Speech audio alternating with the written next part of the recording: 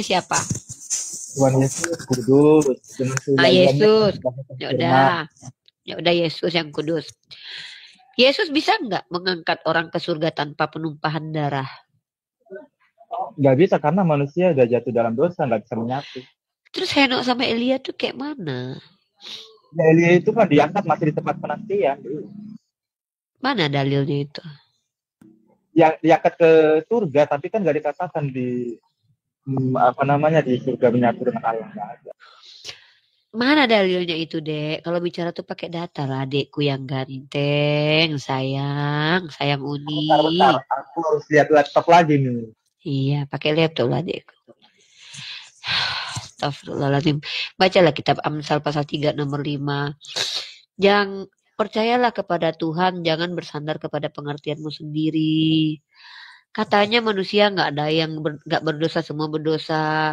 Tuhan tidak bisa mengampuni tanpa dosa, tanpa penumpahan darah. Henok Elia tapi diangkat ke surga. Apa-apaan lah kalian. Halo Prasetya. Halo Kak. Nah Prasetya nih, silakan. Prasetya mau bertanya atau mau membahas tentang logika tadi. Uni mau tanya nih sama Prasetya. Kalau Prasetya Tuhan menciptakan manusia sepasang. Dan Prasetya tahu kalau manusia ini akan jatuh ke dalam dosa. Ketika dia berdosa, maka keturunannya semua berdosa dan mati dalam dosa dan melakukan kejahatan. Untuk tidak terjadi hal seperti itu, apa yang dilakukan oleh Prasetya sebagai Tuhan? Silahkan dijawab. Kalau dalam Kristen itu yang dibutuhkan kita nggak bahas Kristen. Kita nggak bahas Kristen. Kita ece-ece jadi Tuhan. Ece-ecenya kita. Ece-ece jadi Tuhan. Iya.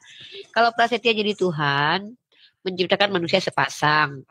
Dan ketika menciptakan tahu kalau manusia ini akan berdosa, tiba-tiba anaknya nanti akan berbuat dosa dan meninggoy. Sementara Prasetya nggak mau anak-anak itu berdosa. Jadi apa solusi untuk itu sebagai Tuhan bagi Prasetya? Sebagai Tuhan nih apa solusinya?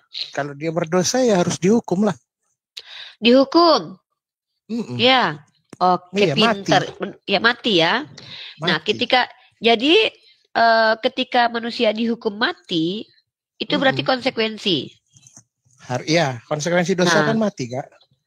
Nah, lalu kenapa kemudian Prasetya menuhankan Yesus sementara Yesus sendiri menghentikan hukuman tersebut dengan menghukum dirinya sendiri? Iya. Kalau menurut Kak Rifa yang namanya juru selamat apa, Kak? Juru selamat itu adalah orang yang diutus oleh Tuhan, memperkenalkan siapa Tuhan, mengajarkan ajaran yang Tuhan inginkan, yaitu para nabi dan rasul. Kemudian ketika manusia mengikuti, mereka lah menjadi jalan manusia bertemu Tuhan. Bukan berarti mereka adalah Tuhan. Manusia gitu. Karena bisa bertemu Tuhan caranya gimana? Kan dia berdosa. Gak ada manusia yang bisa ketemu Tuhan karena dia ada dosa. Bisa. Caranya? Kalau Tuhan ampuni dosanya.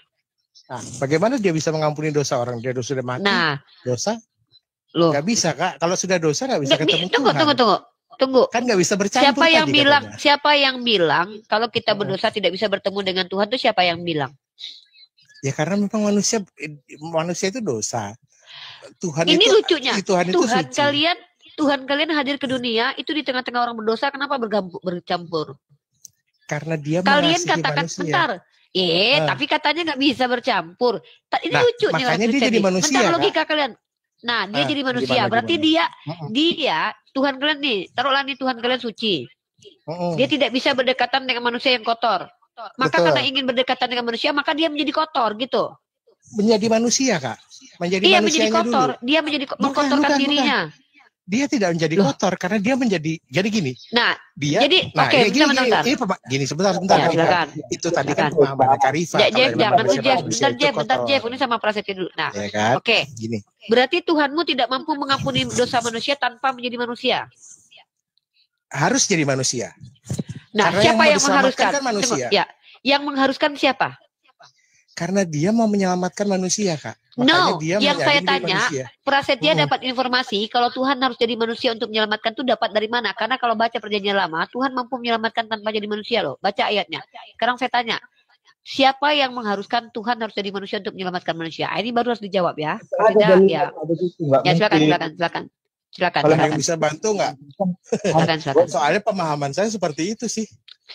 Ya, pemahaman Anda itu dasarnya dari mana? Berarti ini Tuhan made in sendiri, ini Tuhan Tuhan yang dibuat sendiri di angan-angan kalian. Ya, kalian yang mengharuskan, bentar, Prasetya. Ketika kamu bilang Tuhan harus jadi manusia untuk menyelamatkan manusia, kamu sedang merendahkan kekuasaan Tuhan loh. Seolah-olah Tuhan itu terikat dengan kata harus. Bentar, kecuali memang Tuhan yang bilang, saya tidak bisa menyelamatkan kalian kalau saya tidak jadi manusia. Kalau Tuhan tidak pernah mengatakan bahwa dia ingin menyelamatkan dan harus jadi manusia untuk menyelamatkan, itu harus dari mulut Tuhan sendiri loh. Tapi kalau kamu yang bilang, berarti kamu sedang membuat Tuhan, mengatur Tuhan, dan kamu yang membuat merequest Tuhan. Nah, makanya saya minta dalil di mana Tuhan pernah berkata bahwa dia tidak bisa menyelamatkan tanpa jadi manusia. Silakan, beri kali Tuhan begini nih. Ibrani 9 ayat 24. Tidak ada pengorbanan tanpa melalui pertumpahan darah. Di mana di situ dikatakan bahwa itu Tuhan harus jadi manusia. Kalau kamu bilang penumpahan darah, Yesus mengampuni perempuan pesundal dengan berkata, dosamu telah diampuni karena kamu banyak berbuat kasih. Pada waktu Yesus mengampuni dosa perempuan itu, darah siapa yang tertumpah? Darah menstruasi perempuan itu? Yang namanya juru selamat di dalam saya mau lari kemana-mana. Saya lagi ngomong, saya lagi tanya, tiba-tiba saya enggak gini loh. Saya paling nggak suka ketika saya sudah mulai bertanya dan pertanyaan saya akan dijawab itu dibawa kemana-mana gitu. Biar saya strike to the point. Kalian sudah menjawab, saya terima jawaban kalian. Kalian mengakui Tuhan kalian tidak mampu mengampuni tanpa harus darah yang tertumpah duluan. Pertanyaan saya, ketika perempuan sundal yang bersama Yesus dalam kitab Lukas diampuni oleh Yesus karena banyak berbuat kasih, darah siapa yang tertumpah? Silakan dijawab. Yang bisa mengampuni manusia siapa, Kak? Tuhan. Ya. Yesus itu punya dosa nggak? Punya. Apa? Oke, dosanya banyak. Yang di Markus. Pertama, di Markus. Enggak, saya akan tunjukkan. Saya akan tunjukkan dia berdosa. Pertama, mengambil punya orang lain tanpa izin berdosa nggak? Di mana dia mengambil punya orang lain? Oke, tunjuk kepada saya pemilik keledai yang dia ambil mengizinkan dia mengambil keledai itu. Mana dalilnya? Nggak ada. Yesus mengambil keledai nggak, Jeff? Iya, mana dalilnya? Mana? Kenapa, Kak? Loh, masa kamu nggak tahu Yesus ngambil keledai orang? Mana sih ini nih? Yang saya belum baca, saya tidak baca ayatnya langsung. Ya udah saya kasih. Tapi yang saya tahu itu intinya adalah di sana itu ada keledai, kamu pakai ya keledainya. Iya, pakai punya orang tanpa izin itu perbuatan baik atau perbuatan jahat? Dia mengutus orang ke sana karena dia Tuhan, Yesus, dia tahu. Saya bukan itu yang saya tanya. Mengambil keledai orang tanpa izin itu perbuatan baik atau perbuatan jahat? Ya, silakan dibaca dalam Lukas. Apa buktinya dia tanpa izin? Loh, ada dalilnya. Ada dalilnya nggak kalau orang itu mengizinkan dia ngambil? Apa kata Yesus? Murid-muridnya atau Yesus? Yang nyuruh siapa? Yang nyuruh Yesus, tapi yang datang kan murid-muridnya, Kak, betul nggak? Siapa yang bertanggung jawab? Tapi pada saat kamu nyuruh anakmu nyuri, kamu berdosa nggak? Kamu nyuruh anakmu nyuri, kamu berdosa nggak? Ini teman-teman perhatikan ya. Demi membela doktrin. Oke, gini. Udah. Saya nggak mau lari. Kalian sudah kabur. Kalian dari tadi pertanyaan tadi kalian nggak mampu jawab, kalian kabur. Pertanyaan saya dalam kitab Lukas ketika seorang tolong dijawab. Nggak. Nanti kita bahas tentang keledai. Tapi setelah itu jawab dulu pertanyaan saya. Kalau tidak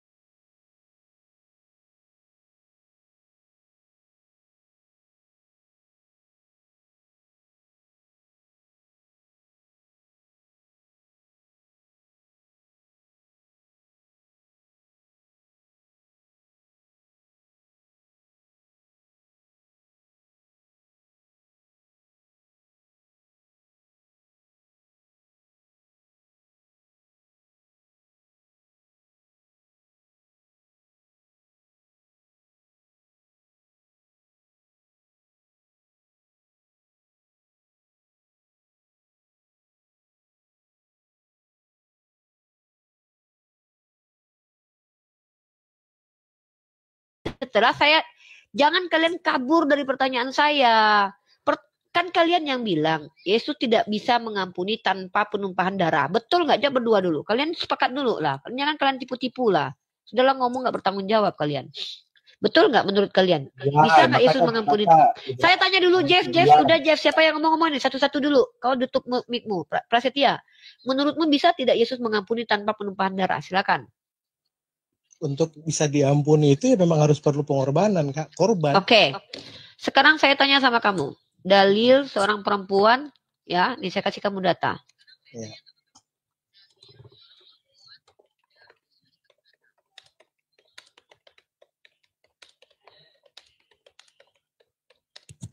Ya. Silakan kamu buka dalam kitabmu, ya. Kitab Lukas, melek lagi nih. Kitab Lukas pasal 7, benar. Bentar ya, ini. Bentar ya, laptop aku lagi bermasalah ini.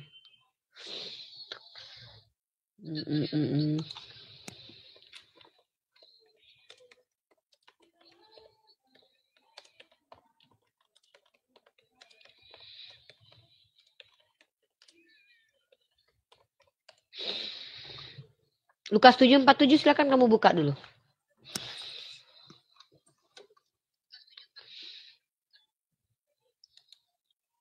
Tafsir PDF. Silakan dibuka. Baca baik-baik. Jawab pertanyaan saya. Kalau nggak mampu menjawab, kita pindah tema. Saya nggak memaksakan kalian untuk menjawab loh. Saya nggak mau stuck di situ-situ aja, karena kita punya tema lagi. Ya, orang Kristen juga berhak bicara ketika Anda berasumsi. Iya, kalau bicara itu sesuai dengan tema diskusi lah. Lari-lari kemana-mana masa keledai nanti aku bahas, tapi selesaikan dulu ini. Kau berhak bicara, tapi sesuai tema. Ini kita lagi bahas ayam, kau lari ke bebek. Bahas itu dulu, kau baca itu, ikut kau dulu. Ikut. Kan temanya kan adalah apakah Yesus berdosa. Yang saya bahas itu adalah apa yang sudah kalian statementkan. Ini kita udah terlanjur jalan diskusi. Nanti kita bahas Yesus berdosa atau tidak. Saya akan buktikan dia berdosa. Kalian ini Yesus berdosa gitu, ada nggak dia? Aku tunjukkan dia berdosa. Tunjukkan dia berdosa. Tapi udahlah Jeff, nggak usah ikut dulu Jeff. Kau nggak bisa diajak ngomong. Memang kau nggak bisa. Udah aku sama si Pras aja. Aku malas ngomong sama orang yang bisa diajak ngomong ini.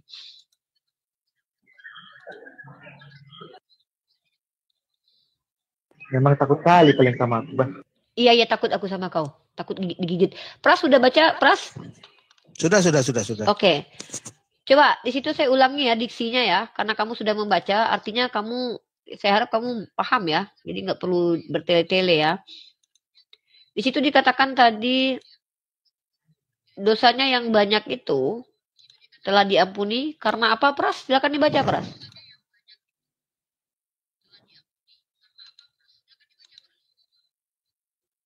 Silakan. Kenapa dosanya diampuni, Pras? Silakan dijawab, Pras.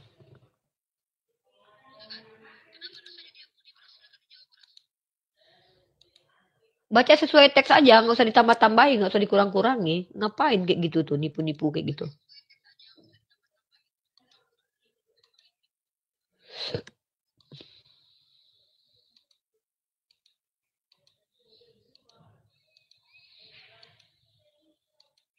Pras kalau sudah bisa jawab, nanti jawab ya. Nah, Yoga, aku tanya samamu Yoga. Kalau kau bisa jadi Tuhan, kalau kau jadi Tuhan Yoga, kita lagi uji kecerdasan manusia atau Tuhan yang lebih cerdas nih ya? Si Yoga menjauh dia. Nah, apa? Kalau kau jadi Tuhan, ya kan? Kau butuh nggak darah untuk apa? Butuhkah nggak sesuatu untuk mampu mengampuni gitu? Kalau kau jadi Tuhan, tapi kau bisa segala-galanya. Butuh kau nggak sesuatu? Kalau kau Tuhan nih, kau nggak pernah lapar, ya butuh nggak kau? Iya. Buat apa aku darah? Emang aku Dracula? Oh ya juga ya. Draculanya aku. Oh ya udah berarti kadang-kadang lebih pintar kita manusia ya daripada Tuhannya orang-orang Kristen ya. Ya itulah. Jeff. Oh Jeff. Woi. Ya. Siapa Yesus? Tuhan. Siapa Bapak? Bapaknya Yesus. Siapa Prasetya Roh Kudus? Ada. Lagi Mana? absen. Siapa Roh Kudus? Ya, sebentar dulu, si Yoga dulu tuh. Lagi absen kan Siapa Roh Allah, Kudus, Bapa, Tuhan Yesus, Roh Kudus. Anak murid. Nah, murid kita lah. Oh yaudah, sama Prestia aja aku bertanya. Prestia, siapa Yesus? Tuhan. Allah. Siapa Bapak? Allah. Oh, Bapak Allah. Siapa Roh Kudus? Allah juga. Allah. Berarti Allahmu 3 kan? Enggak dong, satu lah. Allah Bapa, Satu. Siapa yang Allah berkuasa Anak, itu? Allah Roh Kudus. Ya, Allah Bapa, Oh, Allah Anak, Allah mantap Roh Kudus. kali kau kalau kayak gitu. Allah Bapa, Allah Anak, Allah Roh Kudus. Berarti ada nenek tua kakek Tuhan kau buat. Kan sama, satu jajar itu. Mana bisa itu? Bang Yoga, Enak Bang Yoga punya suara Udah, kan? jangan lari-lari kemana-mana dulu. Udah, Nah, udah. suaranya Bang Yoga itu Bang Yoga bukan? Udah. Mana ada suara si Yoga adalah Yoga, ada aja kau. Lah, makanya aku tanya, suaranya Karifa itu Karifa bukan yang ngomong? Bukan lah. Oh, bukan suaranya Karifa bukan Karifa yang ngomong? Bukan lah. Jadi kalau aku dengar suara ini bukan suaranya Karifa. Jangan kau pertanyaan di awal kau ganti pertanyaan kedua. Pertanyaanmu di awal adalah Ya udah ngomong apakah suara Tunggu, ini kalian melakukan penipuan. Kalian melakukan penipuan. Karifa, suara Karifa ada enggak? Saya ini bukan orang botol. Saya dengar tadi. Ya, Karifa, saya kan juga mengikuti dengar Karifa dulu. aja. Kau bilang gini tadi. Karifa, suara Karifa apakah Karifa? Bukan. Oh, jadi suara Karifa bukan dari Karifa. Botol, ya. Dari saya tidak sama dengan yang dari saya adalah saya. Tolong bisa bahasa Indonesia enggak? Udahlah, jangan. Maaf. Udah. Enggak apa-apa. Logikamu cetek enggak apa-apa. Enggak Kita apa-apa. kembali. Saya ngikutin. Lukas 7. Yang dari Allah bukan berarti dari Allah gitu ya. Yang dari Karifa bukan berarti Karifa. Artinya Karifa bisa beda dengan Karifa. Iya, bukan Karifa beda dengan Karifa apa ini? Nah, hidung, tadi suara. Upilmu dari lubang hidung enggak? Upilmu dari lubang hidung? Enggak. Kita kan tadi bahasnya tentang suara. Dirimu? Bukan cuma suara darimu. Air ludahmu apakah kamu? Air ludah itu dari kamu. Taimu dari kamu. Iya, apakah tai adalah kamu? Udahlah, jangan rendahkan harga diri manusia lah depan saya, Prasetya. Dengan itu aja pun kau nggak paham. Balik ke ayat tadi. Ya, ini artinya diskusi ini kan mau dirancang sesuai apa yang maunya kakak nih. Loh, bukan maunya saya. Kita... Kenapa nggak dibahas yang tadi? Lukas tadi kenapa nggak jadi dibahas? Darah siapa yang tertumpah? Darah siapa yang tertumpah? Darah Yesus lah. Mana kapan Yesus menumpah? Mana Yesus menumpahkan darah di situ? Ya Yesus kan pada saatnya nanti dia mati, Kak. Loh, kenapa dosanya udah diampuni dulu sebelum darah tertumpah? Ini gimana Tuhanmu ini gak konsisten ini? Pada saat dia mengampuni manusia, si perempuan dia mengampuni itu harus tertumpah darah. Tapi ketika mengampuni karena perempuan itu banyak berbuat kasih. Pertanyaan saya, ketika dosa perempuan itu diampuni, darah siapa yang tertumpah? Itu yang saya tanya. Kau bilang darah Yesus. Kapan darah Yesus tertumpah pada waktu itu? Kok kalian ini merusak peradaban, tau nggak? Menipu kerjaan kalian. Hebat sekali. Iya, menipu kalian. Yang bisa mengampuni. Saya tanya. Saya tanya, mana darah siapa yang tertumpah? Kak? Aku boleh nggak izin bicara? Ya, tapi jangan menipu. Silakan, jangan menipu. Jangan menipu. Ya, oke. Ini dalam pemahaman yang saya mungkin Bang Jeff, halo. Monitor Bang Jeff. Coba nanti kita disamakan ya Bang Jeff ya. Kita disamakan ya. Apakah sama pemahaman saya dengan Bang Jeff nih? Jadi gini, yang namanya dalam kami ini konsep keselamatan itu butuh juru selamat. Kenapa? Karena manusia itu sudah jatuh dalam dosa. Yang namanya juru selamat itu, juru selamat manusia ya harus dalam bentuk manusia. Siapa yang mengharuskan? Saya tanya dari tadi nggak dijawab. Siapa yang mengharuskan? Kalau nggak ada data, berarti kalian yang mengharuskan Tuhan kalian mati ya. Berarti Tuhan kalian itu patuh kepada kalian ya. Bukan. Tuhan itu sayang sama manusia, Kak. Iya, mana dalilnya Tuhan sayang sampai mau mati buat kalian? Coba, bahkan saya minta data. Cuma dia aja sayang sama Karifa. Saya minta data. Mana Tuhan pernah berkata bahwa dia saking sayangnya mau mati demi kalian? Data. Saya minta data dari tadi kok. Dari rakyat seorang perempuan. Saya minta data di mana Tuhan saking sayangnya sama kau Jeff sampai dia mau mati untuk kau. Datanya yang ku minta kau. Iya saya di dalam saya apa mana baca ya saya berapa kau baca. Dengar teman-teman ya, sudah kabur satu tema ya.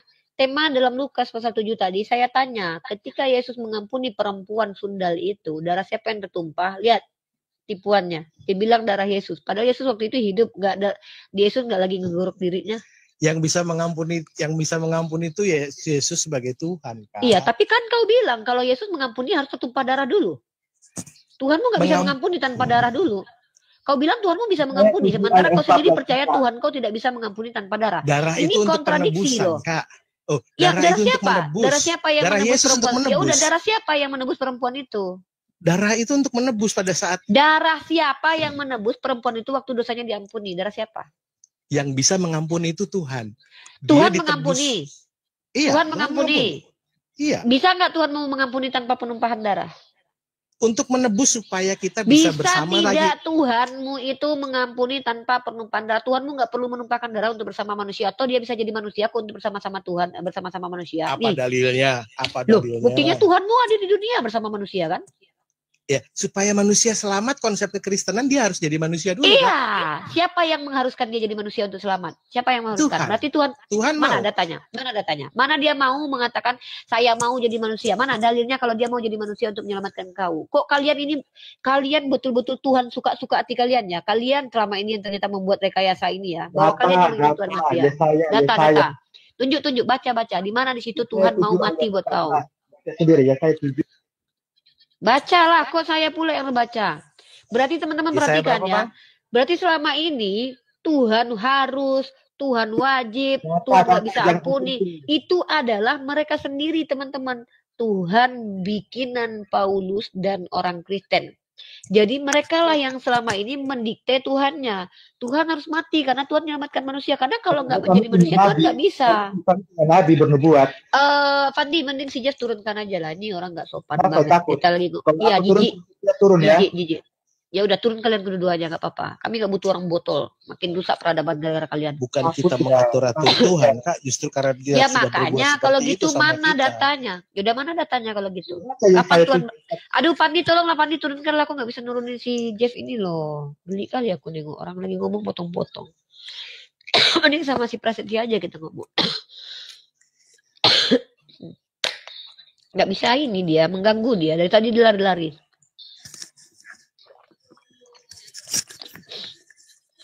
Silakan, Prasetya, tunjukkan data di mana Tuhanmu pernah bilang dia mau jadi manusia. Kalau nggak ada, jangan jadi Tuhan kalian. Kalau tidak ada dalilnya, artinya fix kalian yang membuat Tuhan sendiri. Kalian yang merancang bahwa Tuhan harus mati untuk kalian. Nah, inilah Tuhan takluk kepada perintah manusia nih. Nah, teman-teman perhatikan ya. Tuhan harus jadi manusia.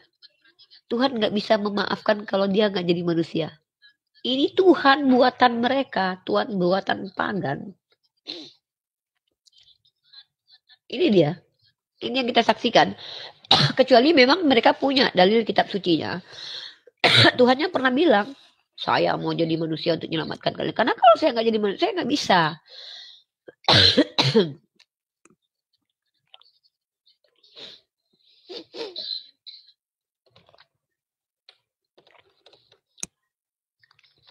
Kita nggak mau terlibat dengan asumsi ya guys.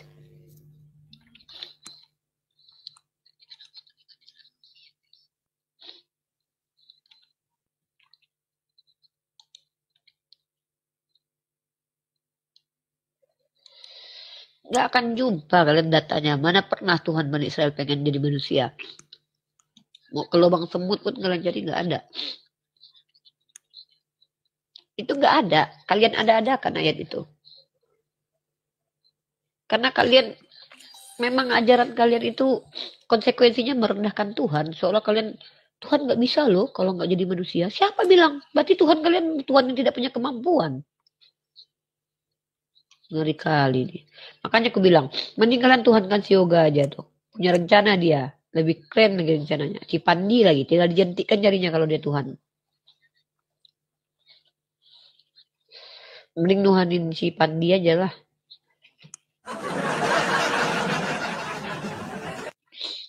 Iya. Dari tadi dia bilang, Tuhan tidak. Kalian ikutin Paulus. Kata Paulus, Tuhan tidak bisa mengampuni tanpa menumpahkan darah. Tapi pada faktanya Paulus berdusta. Karena Yesus mengampuni perempuan sundal tanpa penumpahan darah. Itu loh. Tap layar guys, ada korun nanti guys. Iya, ngeri kali guys. Kayaknya harus pakai masker, nggak bisa kena debu hidung aku nih. Nak kutuk kau itu. Diam kau.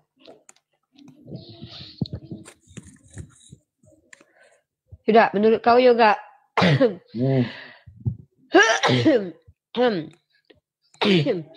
Apa lagi?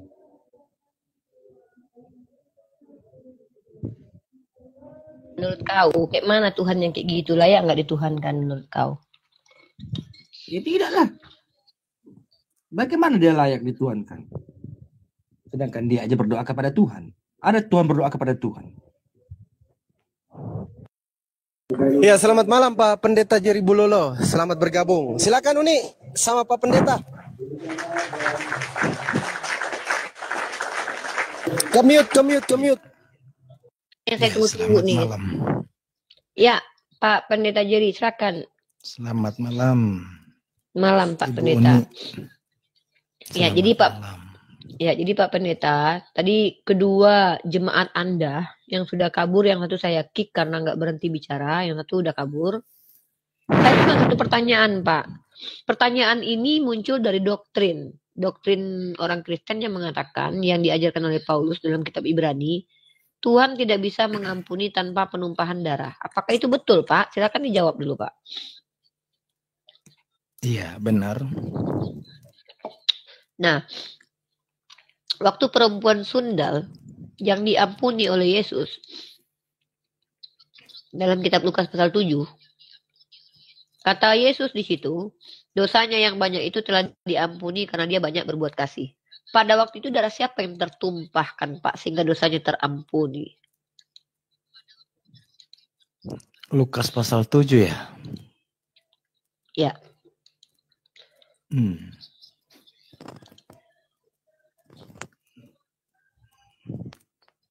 Darah Yesus.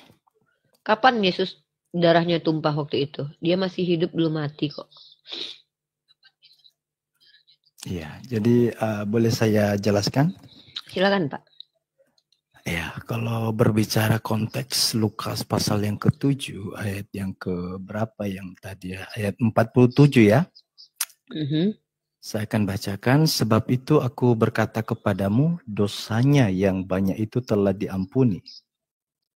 Sebab ia telah banyak berbuat kasih, tetapi orang sedikit diampuni, sedikit juga ia berbuat kasih. Lalu ia berkata kepada perempuan itu, dosamu telah diampuni. Dan mereka yang duduk makan bersama dia berpikir dalam hati mereka, siapakah ia ini sehingga ia dapat mengampuni dosa. Tapi Yesus berkata kepada perempuan itu, imanmu telah menyelamatkan engkau, pergilah dengan selamat. Jadi yang membuat dosanya diampuni jelas darah Kristus. Dan dia ketika beriman demikian, Tuhan Yesus Darah sendiri siapa, berkata, Pak? iman Darah Kristus yang mana nih? Yesus Saya bingung yang nih. akan digenapi. Ya akan digenapi nanti karena memang ini lagi Oh, berarti belum belum tertumpah darahnya pada waktu itu, tapi sudah diampuni. ya, Wah, makanya katanya dengan dia jelas ketumpah dulu darahnya. Gimana sih prosesnya? Yesus ini programnya gimana sih ceritanya, Pak? Program Yesus Jadi, ini gimana? Coba. untuk Dia kita bisa akan menemukan terampuni. jawabannya di ayat yang ke-50. Tetapi Yesus berkata Gimana nih kepada programnya perempuan nih? itu, jadi tetapi Yesus berkata kepada perempuan itu, imanmu telah menyelamatkan engkau, pergilah dengan selamat. Jadi Berarti kuncinya yang di sana menyelamatkan dia ketika apa? Yesus Kristus, karena darah Kristus akan tercurah Loh, untuk Pak, menebus dosanya nanti di atas kayu salib. dosa darah itu tercurah itu gunanya untuk apa? Darah tercurah itu untuk apa? Untuk menebus dosa. Nah, perempuan itu dosanya sudah dihapus belum ketika darah belum tercurah? Ini dalam sikap iman ini. Kalau Iya. diperhatikan Kan Yesus konteksnya. bilang gini nih, dosamu telah diampuni karena kamu banyak berbuat kasih. Pada waktu itu dosanya sudah tertebus belum, Pak? Perempuan itu. Kalau kita melihat konteks ini, dosanya sudah diampuni sekalipun darah Yesus belum tercurah. Oke, ya udah kalau gitu ngapain darah Yesus tercurah? Katanya nggak bisa diampuni kalau tanpa darah. Ini gimana Yesus nggak jelas nih pelin-pelan nih? Katanya nggak bisa terampuni kalau nggak ada darah. Sekarang bisa mengampuni tanpa darah. Ini maunya gimana Tuhan kalian ini? Serius, saya bingung saya. Oke, saya Yesus tanggapi ya. ada aja Yesus nih kadang ya. Iya, saya tanggapi lebih dalam. Silakan. Jadi kalau kita berbicara mengenai dosa, maka dikatakan di dalam Perjanjian Lama tidak ada pengampunan tanpa darah, karena darah itu berbicara mengenai nyawa.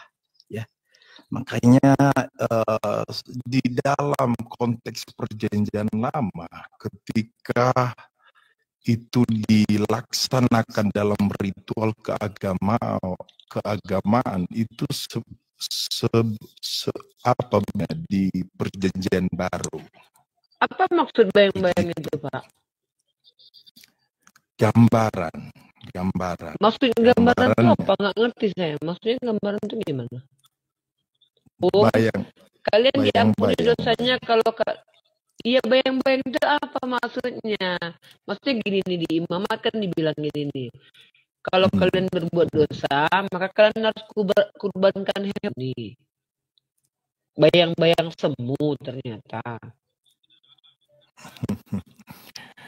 Jadi orang yang beriman di dalam Perjanjian Lama, khususnya ya Nuh, ya Henok, dan mereka percaya kepada Allah yang merupakan pribadi pencipta langit dan bumi.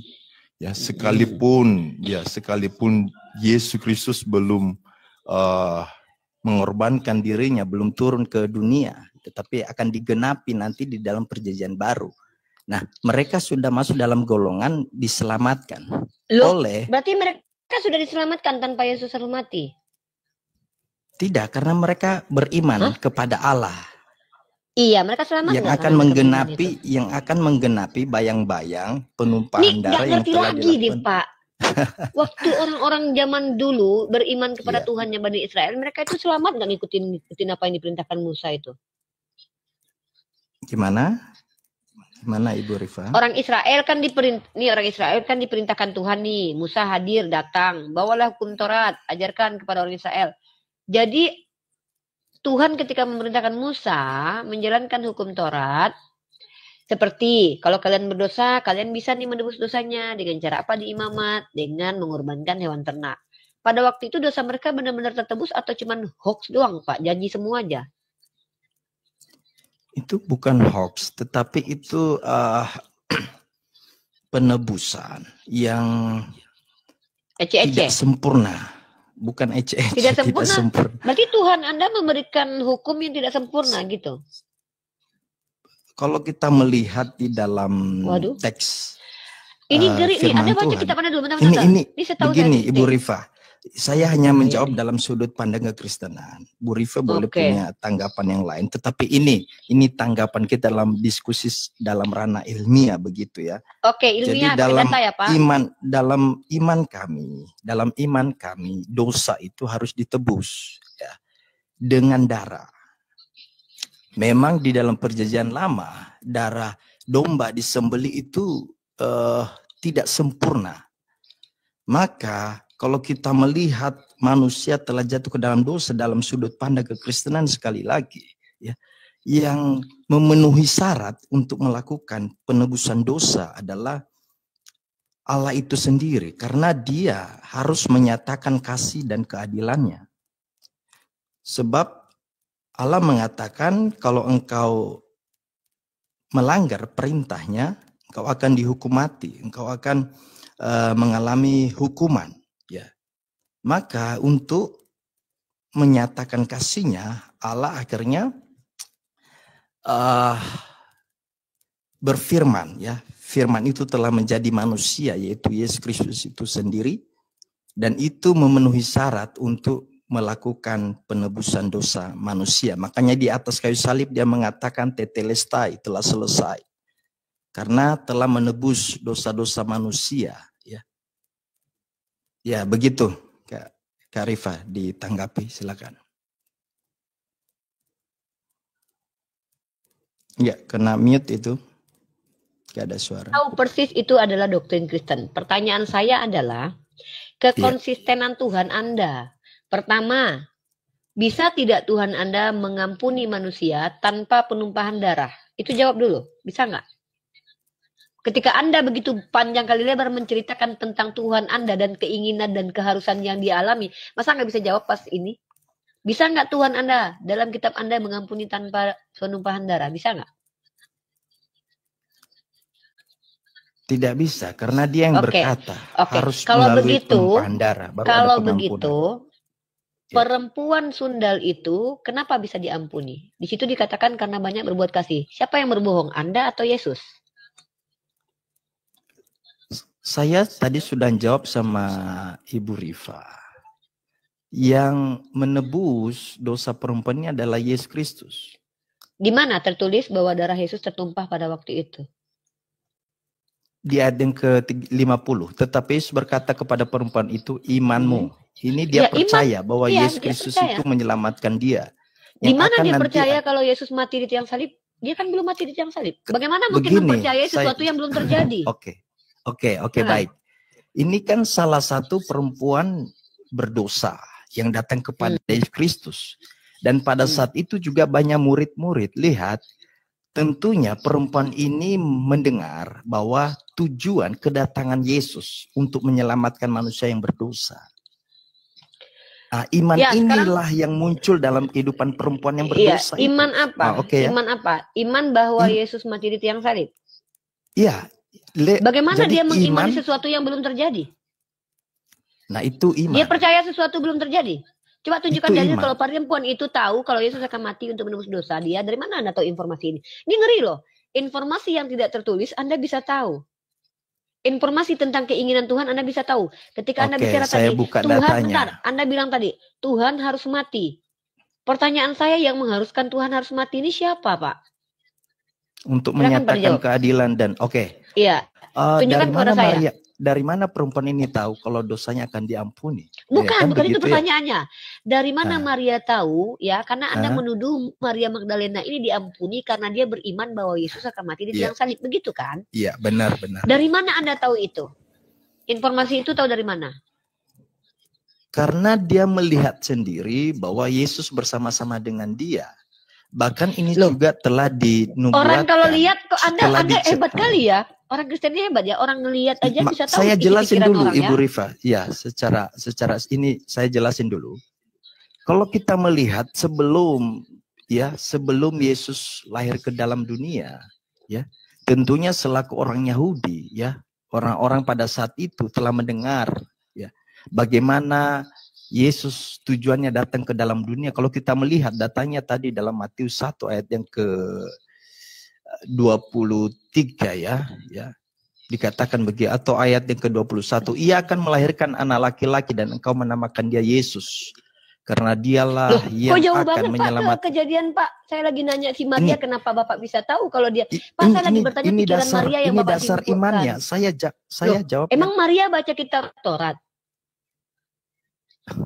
Ini perjanjian baru konteksnya. Bapak ngejelasin saya perjanjian lama. Memangnya si Maria Magdalena itu Bapak tahu dia baca Taurat terus baca ini pada waktu itu perempuan. Ini bukan perjanjian lama, ini Matius. Bapak tahu pertanyaan saya nggak?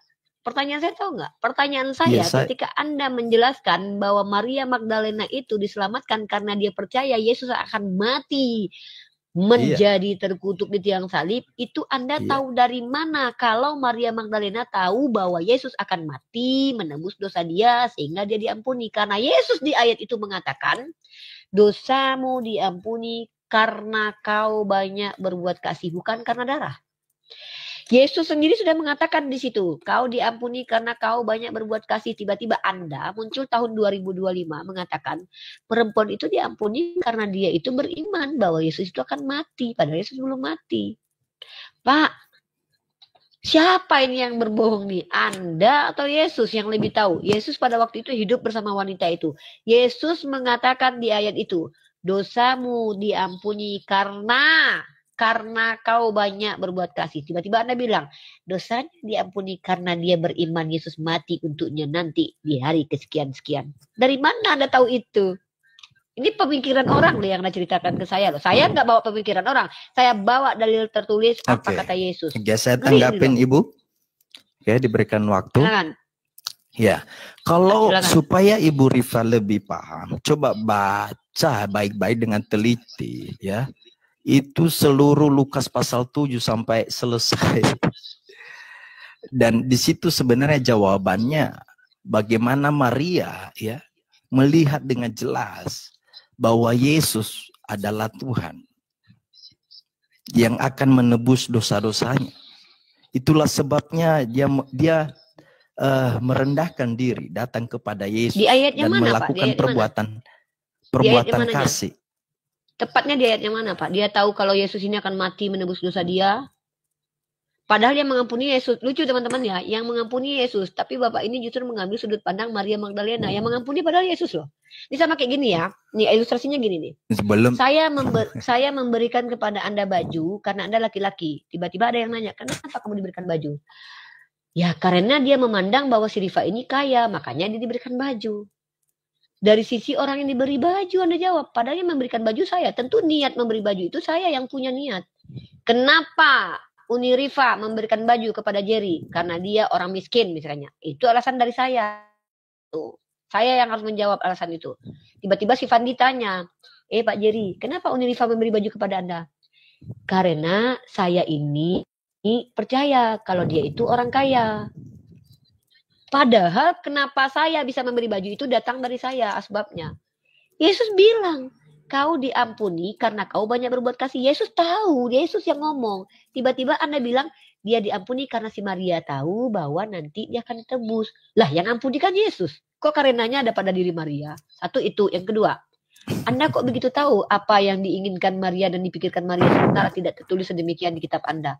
Tolong Pak, yang saya butuhkan adalah secara tertulis, apakah Anda mau mengingkari perkataan Yesus yang mengatakan dosanya terampuni karena banyak berbuat kasih dengan membenturkan perkataan Paulus bahwa manusia itu tidak bisa diampuni tanpa penumpahan darah? Tunjukkan dalil eksplisit bahwa memang betul Maria itu sudah percaya Yesus akan mati menebus dosa dia dan dia adalah Tuhan. Silakan Pak. Ya, saya tanggapi Ibu Rifa. Jadi cara melihatnya begini. Dasar kasih yang dilakukan oleh perempuan itu bukan karena kasih yang dia lakukan untuk memperoleh keselamatan, bukan. Ini salahnya di sini. Dari mana Makanya Anda tahu kan Dari mana Anda tahu ini lihat orang lain kok Anda tahu dengar banget dulu, ya? saya jawab dulu. Tolong diam dulu, Ibu Rifa. Tolong diam dulu. Yaudah saya diam jelasin ya. dulu. Aduh, Ya, kalau nggak bawa data. Loh, saya kan data dari tadi. Kalau kita mau berbicara dalam ranah akademik, ya saling memberikan ruang dan waktu untuk saling diskusikan begitu ya. Jadi menurut pandangan kekristenan, dasar kasih yang dilakukan oleh Maria, ya, kenapa dia melakukan tindakan hal yang demikian? Ya, bukan supaya dia diselamatkan, karena perbuatan baik apapun tidak pernah menyelamatkan seseorang. Semua itu kalau di dalam Bible mengatakan kesucian manusia, kesalehan manusia seperti kain kotor. Ya maaf, seperti pembalut wanita, ya begitu ya. Itu di dalam Alkitab mengatakan begini. Nah kalau didasarkan karena perbuatan kasih Maria maka dosanya diampuni. Ini justru bertentangan dengan apa yang menjadi tujuan Tuhan Yesus datang ke dalam dunia. Ini enggak sinkron.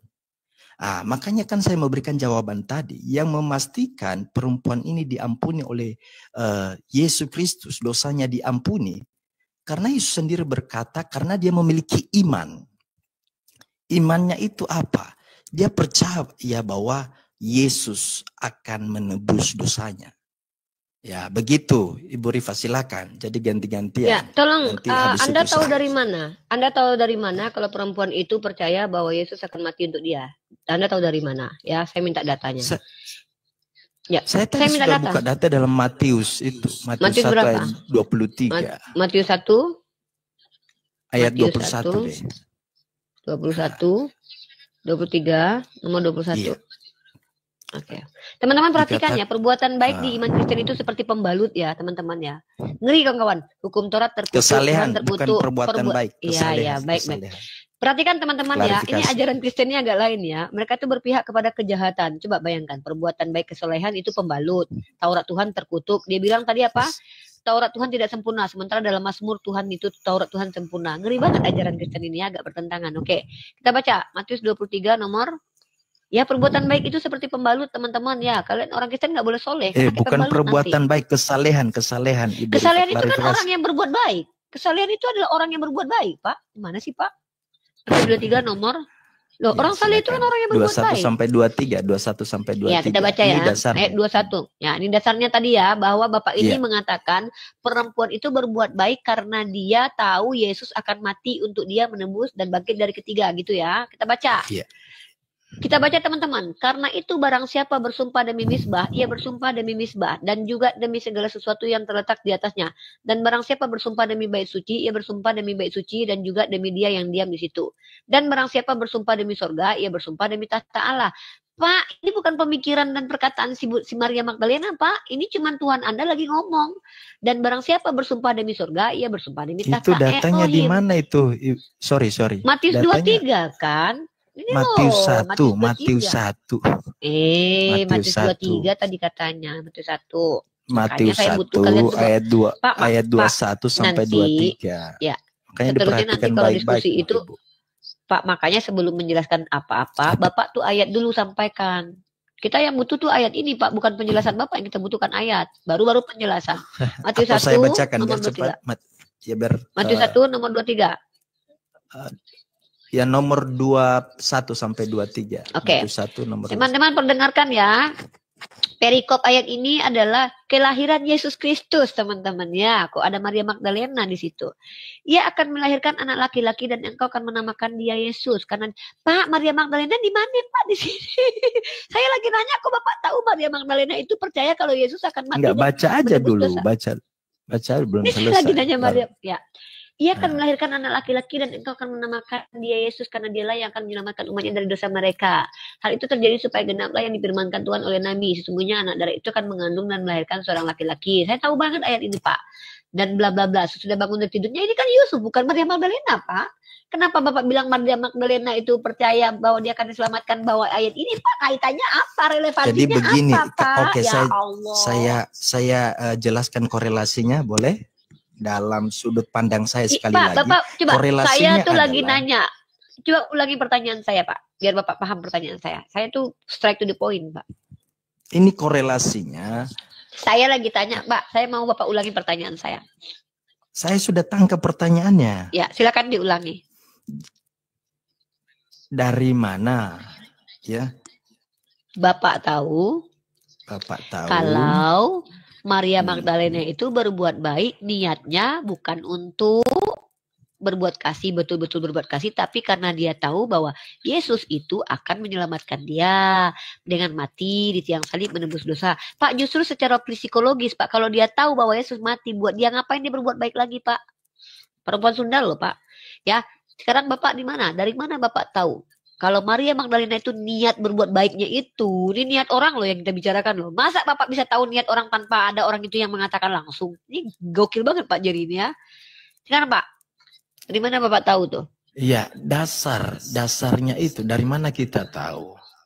Yesus sendiri yang berkata kepada dia bahwa imanmu telah menyelamatkan kau. Sebenarnya pertanyaannya lah begini. Iman bukan darah kan? Bukan darah. Tunggu dulu. Iman itu Ibu Rifa, kalau di dalam Roma 1 ayat 17 dikatakan begini.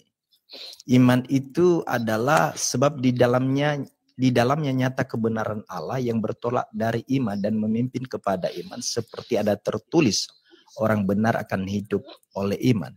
Ya, ini iman, kita bicara iman dulu ya untuk bisa menjelaskan.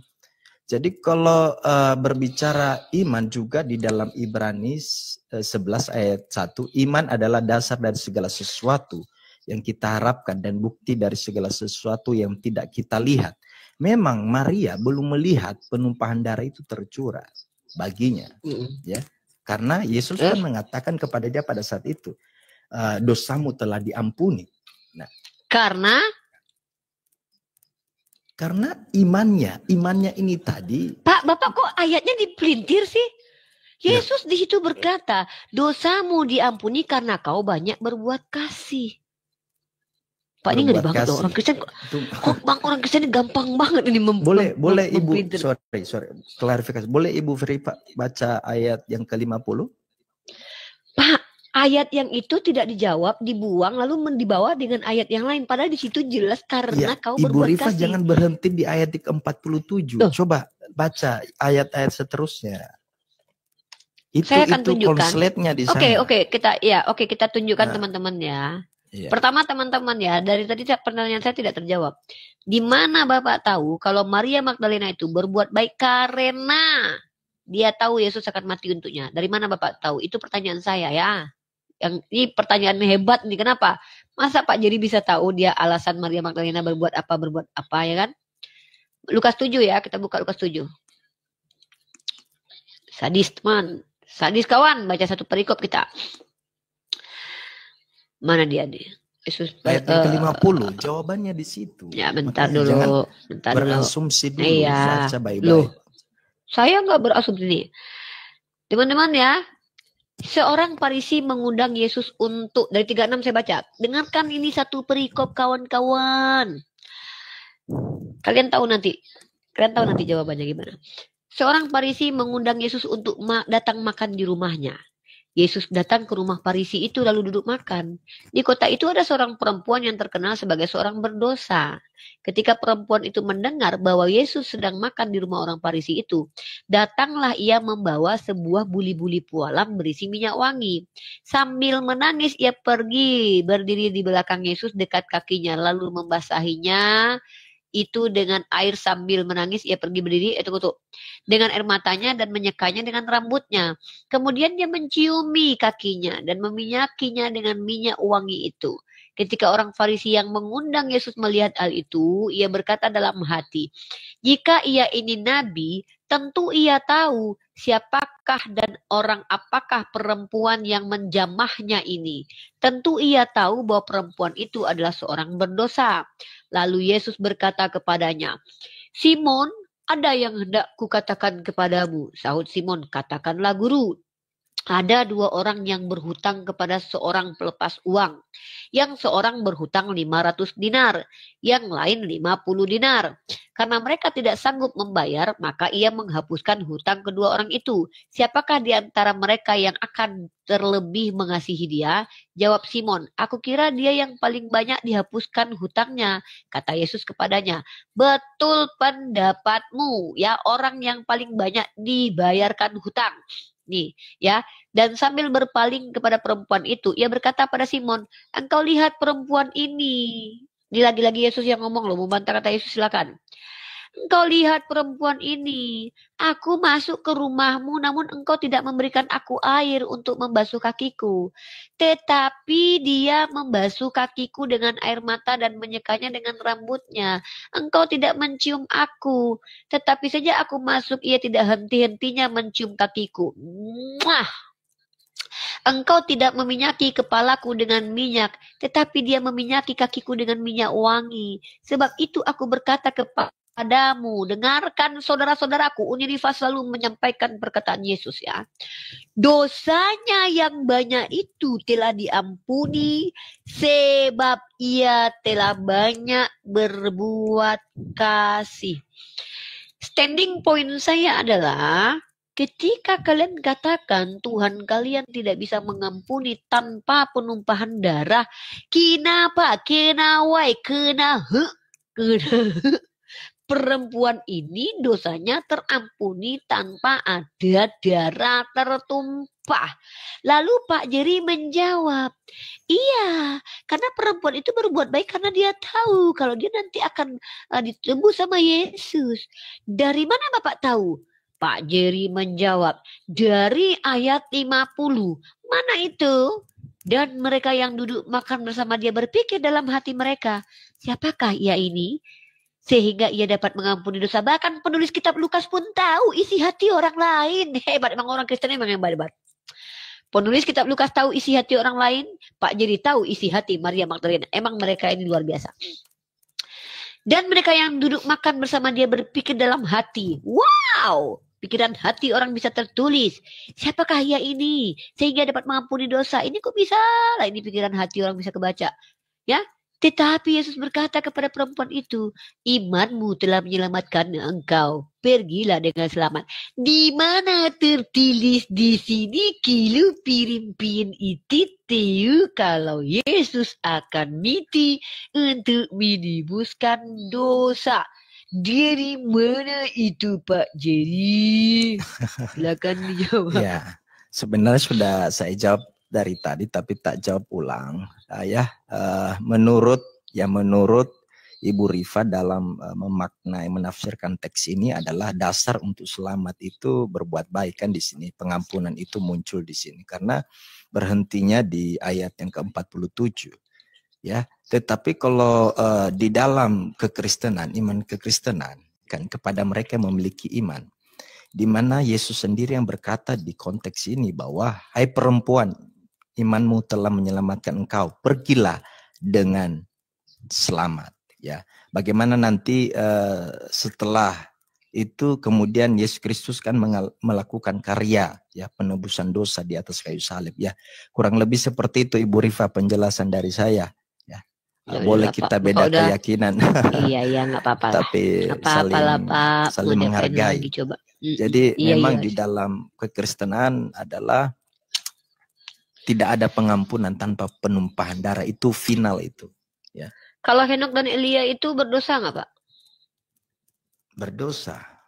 Loh, kenapa bisa masuk ke surga tanpa penumpahan darah Pak?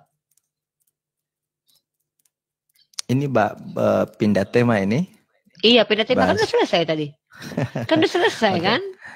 Kan tema baru. Soalnya saya Pak gini Pak, saya nggak mungkin membantah apa yang sudah bercokol di benak seseorang walaupun tidak terbukti sama sekali. Nggak masalah. Buat saya kan kita diskusi ini bukan memaksakan pendapat. Tapi terbukti kan menurut Anda Ibu ya. Tapi menurut terbukti Alkitab, itu dengan menurut begini iman loh Pak. Kita kan terbukti.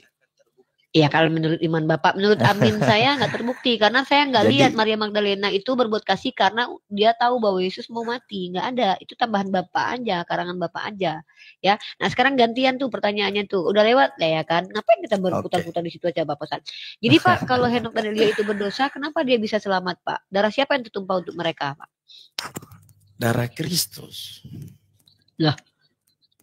Gimana ceritanya Pak? Mereka udah ke surga duluan, Yesus baru jadi mati. Kembali Pak, lagi kita ini Alkitab itu konsisten. Diselamatkan itu karena anugerah. Kitab konsisten. Gimana kitab konsisten? Katanya Pak, tunggu. Ini. Ya, saya jelasin teman-teman dulu. Ya. Dengar dulu. Dia bilang kitabnya konsisten. Bentar. Dia bilang kitabnya konsisten. Padahal di kitab Ibrani ditulis tanpa penumpahan darah tidak bisa manusia itu selamat. Sementara Henok dan Elia, darah siapa yang tertumpah itu belum dijawab. Tiba-tiba udah bilang kitab gue konsisten. Ini saya mau menjelaskan belum. Ya, jadi begini Ibu Rifa, kenapa saya bilang Alkitab kami itu orang Kristen konsisten. Sebab ya keselamatan itu ya pemberian. Pak, keselamatan pemberian itu maksudnya apa sih? Pak, arti konsisten apa? Enggak, sebelum Bapak selesaikan, coba definisi konsisten apa, Pak? Konsisten itu maksudnya adalah tetap apa yang sudah tetap konsisten, tetap dalam satu istilah. Kalau ada tertulis, ya udah. Kalau tertulis tidak ada penumpahan darah tidak ada pengampunan dosa tanpa penumpahan darah. Bisa tidak manusia diampuni tanpa darah, Pak? Kan Alkitab sudah mengatakan tidak ada pengampunan. Ada. Kalau gitu darah. Kenapa Henok Elia naik ke surga dan kenapa perempuan sebenarnya diampuni? Dan tadi kan udah kita bahas itu. Ibu Rifa, kenapa Henok dan Elia bisa ke surga? Ibu Rifa apakah nggak membaca bahwa dalam perjanjian lama selalu ada penumpahan darah? Henok Elia darah siapa ketumpah Pak? Tumpahan darah siapa yang mereka nikmati Pak? Jadi begini Ibu Rifa. Ibu Rifa yang baik hati, yang cantik ya. Manis Pak, manis. Absolutnya saya itu manis Pak, bukan cantik. Cantik itu relatif. Kalau saya aksiomanya manis. Tapi saya melihatnya cantik, jadi itu kan relatif ya. Saya nggak mau cantik Pak, sama aja ke perempuan lain. Saya manis, saya beda dari yang lain. Itu aja sih Pak. Alhamdulillah. Ya, saya nggak mau sama Pak. Sebagai iklan dulu supaya suasana cair. Iya. Kalau kita mah asik. Saya tegas-tegas gini Pak. Saya bukan orang yang nyerang. Ngapain saya serang Iya, Bapak? Buktinya iya. tadi Bapak jelas gitu, saya udah tutup itu. Biarinlah netizennya menilai. Oke. Saya gini Pak, otak manusia itu memiliki kemampuan berpikir. Bukti bahwa mereka berpikir adalah dengan adanya pertanyaan kritis. Konsisten itu artinya adalah tetap sesuai dengan apa yang diucapkan. Ketika di kitab Anda dikatakan bahwa tidak ada pengampunan, tidak ada manusia yang bisa selamat tanpa penumpahan darah, konsisten itu artinya tidak ada satupun manusia yang masuk surga tanpa darah. Tidak ada manusia yang diampuni tanpa darah. Itu konsisten. Harus terbukti. Tapi kemudian ada kisah di kitab Anda, di mana ada dua tokoh manusia yang Anda percaya itu berdosa, masuk surga tanpa adanya kematian siapapun. Karena Tuhan Anda pada waktu itu jangankan mati, lahir pun belum. Maka pertanyaan saya yang mendasar sama seperti pertanyaan di awal, darah siapakah yang telah menyelamatkan Elia dan Henok sehingga mereka diangkat Tuhan ke surga? Silakan dijawab. Iya. Jadi dasarnya adalah di dalam Kejadian 3 ayat 15 dikatakan begini. Atau ayat 14. Lalu berfirmanlah Tuhan Allah kepada ular itu, karena engkau berbuat demikian, terkutuklah engkau di antara segala ternak dan di antara segala binatang hutan. Dengan perutmu lah engkau akan menjalar dan debu tanahlah akan kau makan seumur hidupmu. Aku akan mengadakan permusuhan antara engkau dan perempuan ini, antara keturunanmu dan keturunannya. Keturunannya akan meremukkan kepalamu dan engkau akan meremukkan tumitnya. Jadi yang saya mau sampaikan di sini dalam konteks ini di dalam iman, kacamata iman kekristenan, ini melihat ini adalah nubuatan. Bagaimana ketika Adam dan Hawa jatuh ke dalam dosa, tetapi ada kabar baik di sana bahwa tetap ada keselamatan yang akan Tuhan kerjakan dalam kehidupan manusia. Karena tidak ada, karena manusia telah gagal untuk mentaati Allah. Karena manusia telah memberontak kepada Allah. Tetapi bagaimana dengan Henok dan Elia, ya? Karena mereka diangkat hidup-hidup untuk naik ke surga. Ya. Kalau kita melihat, sekali lagi saya mau menyampaikan, karena mereka beriman kepada Allah. Allah pencipta langit dan bumi. Nah, pertanyaannya loh, kan nggak ada penumpahan darah. Sementara Yesus baru datang puluhan tahun kemudian, kan begitu. Nah, yang kami mau sampaikan di sini adalah cara memandangnya bukan berarti Allah itu Yesus itu baru jadi Tuhan ketika dia datang ke bumi, bukan. Ya.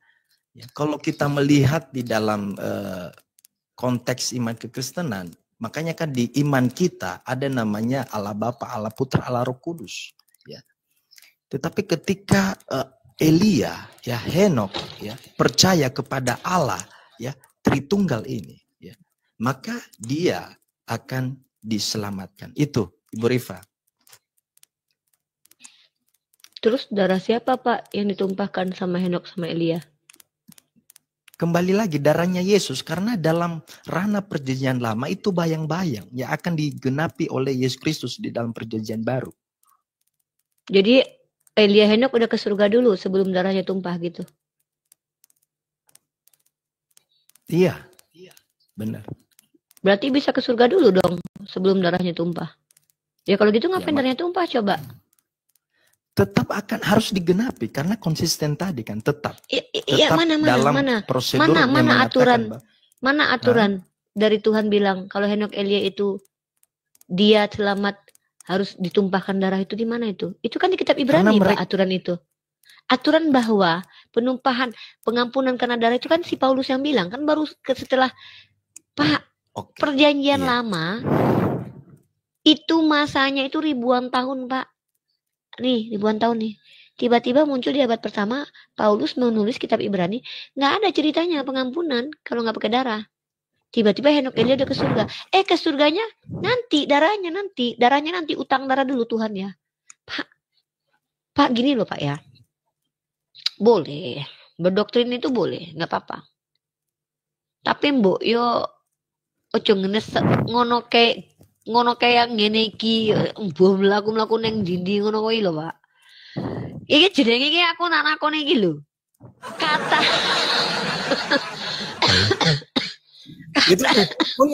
itu Pak Pendeta Jerry itu dari Gorontalo, Sulawesi Utara.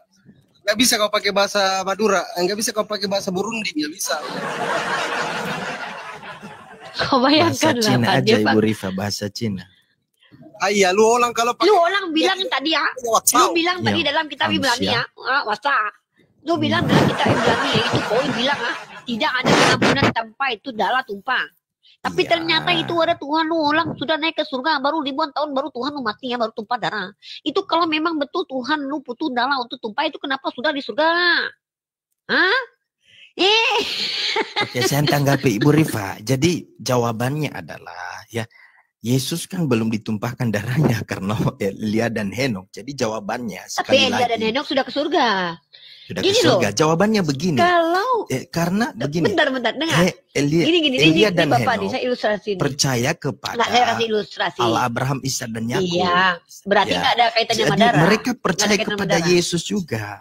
Bukan berarti Yesus itu hadir waktu datang ke dalam dunia. Di mana dalilnya itu? Saya mau sampaikan kepada Ibu Rifa begini. Yesus itu ya itu hanya nama gelar. Ya. Pak, kalau kita nggak Allah usah bahas itu tentang ketuhanan Yesus. No. Saya mau sampaikan tentang keberadaan Allah ini dulu. Iya, udah. Karena Udah, di saya dalam anggap aja percaya. Ya. Karena di dalam pemikiran Bu Rifa kan begini. Hutang darah 2000 tahun Tuhan kalian. Gini loh Pak. Saya lagi gak ada urusan sama konsep ketuhanan Bapak. Serius. Hari ini saya sudah tetapkan bahwa saya gak mau bahas Yesus Tuhan atau bukan. Kenapa? Muak Pak. Dari ribuan tahun debat gak jadi. Bukan, gak karena ini Pak. Berbicara dengan tema kita ada kaitannya. Enggak, yang saya tanya itu karena adalah. Kan di dalam pola pikir Ibu Rifa darah. mengatakan bukan. bahwa begini. Jangan. Bapak so tahu. Pola pikir kan Maria Magdalena Bapak tahu. Pola pikir Yesus saya kan Bapak baru, tahu. Yesus kan baru datang. Baru datang di dalam perjanjian baru. Bagaimana dengan Elia dan Henok? Pak, kan justru gini saya Pak. Bapak bilang gini nih, kamu nggak bisa lulus kalau kamu tidak makan lato-lato. Ya, gitu ya. Tapi dia udah lulus. Kamu kok udah lulus? Iya, karena dia makan lato-lato. Mana lato-latonya? Nanti 2000 tahun lagi dia makan. Tapi dia udah lulus, coy. Iya.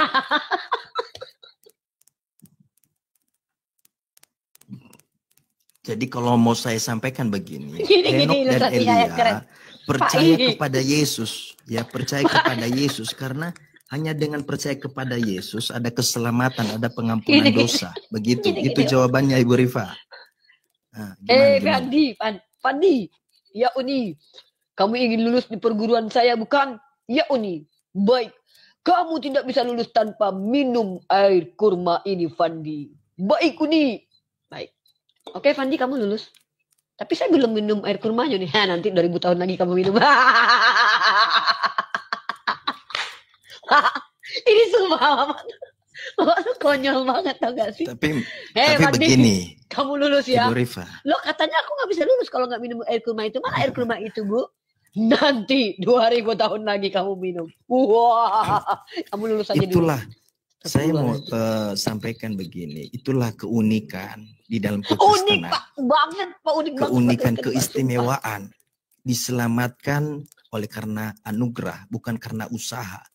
Ya, karena satupun manusia tidak ada yang bisa mencapai surga, masuk ke surga karena dia berbuat baik. Ya.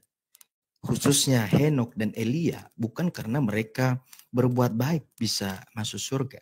Tetapi karena mereka percaya kepada Allah pencipta langit dan bumi, ya, Allah Bapa, Allah Putra, Allah Roh Kudus, ya, itu mereka percaya kepada Allah, ya. Atau dengan kata lain percaya kepada Yesus, ya. Sebab gelar Yesus itu, ya, gelar Yesus itu kalau kita mau belajar dengan baik, ya, Yesus itu kan gelar yang diberikan kepada dia yang memiliki arti bahwa dia penguasa, ya, dia pencipta, dia pemilik segalanya, itu gelar. Makanya dikatakan kurios, ya, penyelamat, ya, begitu Ibu Rifa. Mungkin itu yang bisa saya jawab dalam konteks tema Henok dan Elia, ya. Teman-teman, kita di endorse oleh mas-mas ini yang sakit kepala. Silakan beli ya. Mau promosi? Ya, saya pusing Pak, jujur Pak. Saya tuh sering banget pusing dengan teman-teman Kristen. Tapi kali ini tuh pusing saya tuh maksimal. Maksudnya tuh di atas rata-rata. Sampai-sampai saya udah nggak bisa malam ini aku nggak bisa tidur mungkin Pak. Jadi teman-teman. Supaya Bu Rifa hilang pusingnya, saya mau tanya nih. Kena darah lagi Pak saya Pak. Dari tadi kan tanya terus ini. Iya, udahlah Bapak, iya Bapak, iya. Ya, teman-teman ya, sebentar Pak, saya kasih tahu, kasihan Pak teman-teman saya di bawah Pak. Mereka tuh lagi bingung tuh. Teman-teman, minum Parah Mas supaya kalian tidak pusing seperti saya. Karena saya habis pusing ini nggak bisa tidur lagi. Kenapa? Saya nggak habis pikir. Ketika ada orang, kamu nggak bisa selamat tanpa ada darah tertumpah. Baik guru. Tiba-tiba, kamu selamat. Loh, kok bisa selamat guru? Kan darahnya belum ketumpah. Nanti coy, 2000 tahun lagi darahnya ketumpah. Tapi saya sudah selamat sekarang guru. Iya, tapi katanya nggak bisa selamat tanpa darah. Iya. Tapi sekarang saya selamat guru. Iya. Petepat itu guru sama muridnya.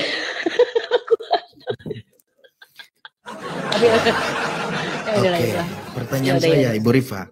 Iya Pak. Saya ganti dulu Pak ya. Ini Bapak jangan tersinggung ya. Kita canda-candaan ya Pak. Iya. Tidak apa-apa. Itu iklan. Kita menghibur. Iya iklan. Kita kan dewasa lah. Orang dewasa kok Pak. Saya dewasa banget Pak. Oh saya udah teruji kedewasaan saya Pak. Lanjut Pak. Iya kan.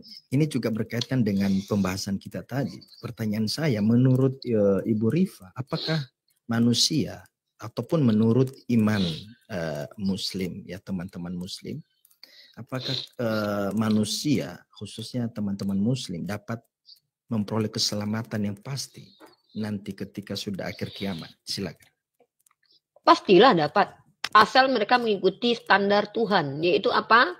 Bismillahirrahmanirrahim. Wa basiril ladzina amanu wa amilus solihat anna lahum jannatin tajri min tahtihal anhar. Ini Tuhan saya bilang Pak, bukan saya ngada-ngada loh ya Pak ya. Coba bahasa Indonesia nggak ngerti aku. Ya, ini saya akan pakai bahasa Indonesia. Kenapa? Karena bagi kami umat Islam, ketika kami membacakan kalam Allah, kami dapat pahala Pak.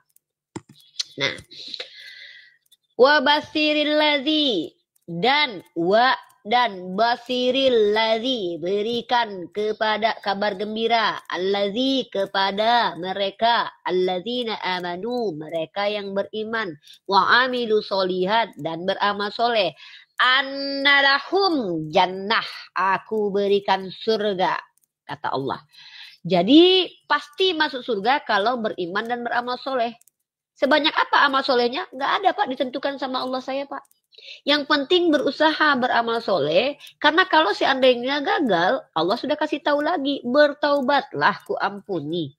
Tuhan kami itu Tuhan yang gak ribet-ribet banget Pak. Tuhan menciptakan manusia, Tuhan yang memberikan natur, tentu Tuhan tahu ini manusia bakalan salah. Makanya karena Tuhan tahu ini manusia punya hawa nafsu, makanya Tuhan punya solusi. Apa itu? Ya kalau kau minta ampun ku ampuni kok. Kan gitu Pak. Gak ribet-ribet Pak Tuhan kami Pak. Begitu Pak. Jadi hanya dengan dua syarat ya, iman dan amal ya gitu ya. Oh iya dong Pak. Semua nggak ada takarannya dalam hal amal ini. Yang nakar Tuhan Pak, bukan saya Pak. Jadi Tuhan yang tahu Pak. Begitu. Oke, karena Tuhan yang nakar Tuhan. Maksudnya nggak ada tertulis dalam Al-Quran. Oh kalau ada tertulis Pak ribet Pak nanti Pak. Nanti semua orang akan nanti 500 kilo perbuatan baik ya anak-anak. Kata Tuhan gini nanti. Jadi harus 500 kilo berat timbangan amal kalian. Ya, Pak nanti si Pandi enak Pak. Oh ya kayaknya aku bikin dulu lah kebaikan sekarang 500 kilo. Dan nyampe 500 kilo, aku berbuat jahat dulu ya. Aku berzina dulu sama Rasmi, sama Dani. Karena aku sudah ada kebaikanku 500 kilo. Masa ditakar-takar Pak? Pak kalau ditakar-takar nih Tuhannya lagi aneh Pak, lagi mabuk cubung Pak. Kenapa Tuhan itu memberikan hal seperti itu? Karena Tuhan tahu ini manusia, Tuhan mengatakan kalian itu hidup di dunia untuk diuji, untuk ditentukan mana yang paling baik amal solehnya. Ketika Tuhan memberikan perintah, maka Tuhan menuntut kita untuk ini anak patuh atau tidak. Kenapa? Tuhan tahu kalau anak ini tidak patuh, apakah dia akan kembali kepadaku? Beda dengan iblis, kalau iblis sudah salah, ngotot pula lagi. Ya kan? Maka Tuhan memberikan solusi, memintalah kepadaku kalau kau jatuh. Karena Tuhan tahu kau manusia yang bisa jatuh. Makanya ketika Adam itu salah, fatalaqqa Adamu mirabihi kalimatin fataba alaihi innahu huwa tawwabur rahim. Di situ Tuhan menunjukkan kepada hambanya, yaitu kita manusia ini, bahwa Tuhan itu maha pengampun. Bagaimana kita bisa tahu Tuhan maha pengampun? Ketika dia harus mengampuni dosa aja harus ada darah dulu. Itu namanya nggak maha pengampun, Pak. Tapi Tuhan yang aneh, pakai dewa Molok. Cuman ya Kalau saya Tuhan yang pikir umat Islam ini, ntar dulu Pak. Oke, Ya, baik-baik. kalau Tuhan Silakan, yang umat silakan. Islam ini, dia yang ciptakan manusia. Dia yang tahu bagaimana seluk-beluk manusia. Dia berikan free will, artinya dia tahu ciptaannya. Maka ketika dia tahu ciptaannya, maka dia buatkan solusi, aturan dia buatkan. Oke? Setelah aturan terlanggar, dia kasih solusi. Makanya banyak dalil dalam hadis ataupun Al-Quran, Allah perintahkan kami bertaubat kalau kami salah, karena Tuhan kami tahu. Makanya ada dalil, Tuhan kami lebih mendahulukan rahmatnya ketimbang murkanya. Artinya apa? Ketika kami bertaubat, maka Tuhan kami nggak perlu lagi pakai tumbal, pakai darah, pakai jampi-jampi, pakai apapun untuk mengampuni. Karena dia adalah Tuhan. Itu Tuhan, Pak. Konsep Tuhan itu adalah Tuhan yang nggak ribet, Pak. Karena dia Tuhan. Ini Tuhan aja nih. Makanya saya tanya sama Yoga, sama Fandi. Fandi, nih, coba Bapak kalau, ini maaf ya, saya nggak merendahkan Tuhan Bapak. Tapi apa yang Bapak jelaskan tentang Tuhan Bapak itu merendahkan IQ Tuhan. Coba, mending Bapak Tuhankan si Fandi nih. Fandi, jawab Fandi. Kita uji nih Pak, kecerdasan manusia nih. Ini kita bicara Tuhan, ini manusianya cerdas loh. Fandi, kalau kau punya manusia ciptaan, kau Tuhan, kau tahu manusia ini akan berdosa, kau nggak mau dia berdosa. Apa solusi yang kau buat Fandi? Silakan Fandi. Ah, silakan Fandi, kau jawab. Ya lanjut tuh nih, lanjut. Ya apa yang kau buat? Seandainya kau Tuhan. Bang Fandi, lanjut Ya. aja kata.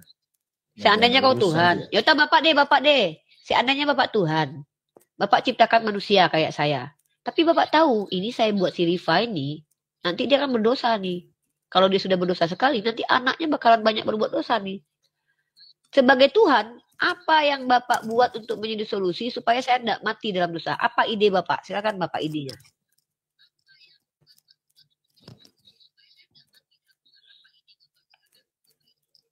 Sorry, gimana tadi Bu Rifa? Tadi Kalau sebelum- Bapak Tuhan, Iya. Bapak misal Tuhan nih bisa melakukan apapun juga nih. Bapak bisa berbuat apa saja, mengampuni dengan mengatakan diampuni, Bapak bisa. Tiba-tiba Bapak bilang sama manusia, Bapak ciptakan manusia. Tapi Bapak tahu bahwa manusia ini akan berbuat dosa. Bapak udah tahu sebelum tercipta manusia Bapak, karena Bapak Tuhan, Bapak tahu nih. Ini gue ciptain manusia nih, memang dia akan salah nih. Tapi Bapak nggak mau mereka mati dalam kesalahan. Apa solusi Bapak sebagai Tuhan? Silakan.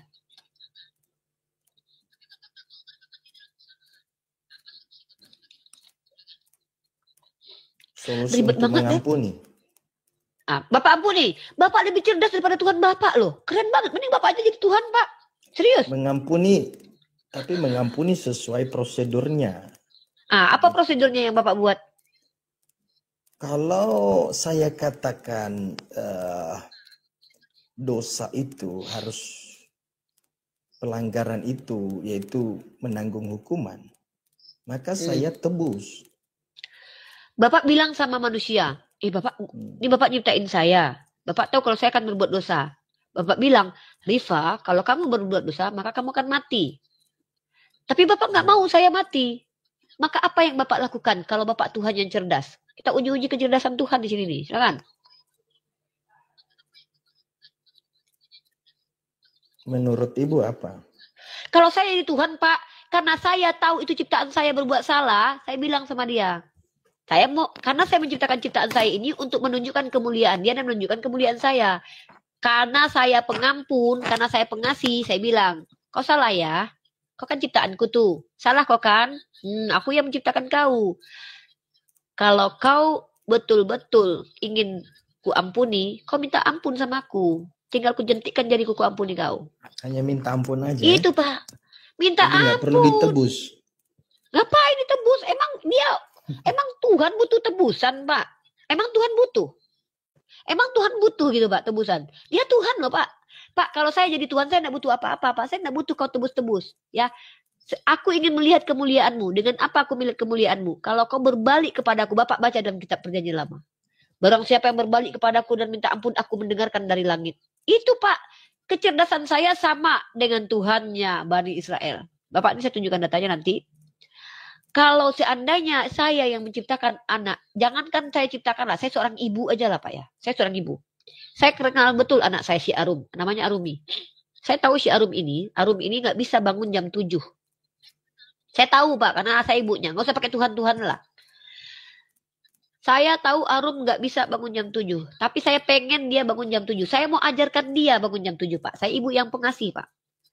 Tiba-tiba dia nangis. Bu, Arum nggak bisa bangun jam 7. Apa mungkin saya gorok kepalanya? Enggak, karena saya pengasih, maka saya katakan. Nah, ibu sebenarnya pengen ngajarin kamu supaya kamu terbiasa bangun jam 7.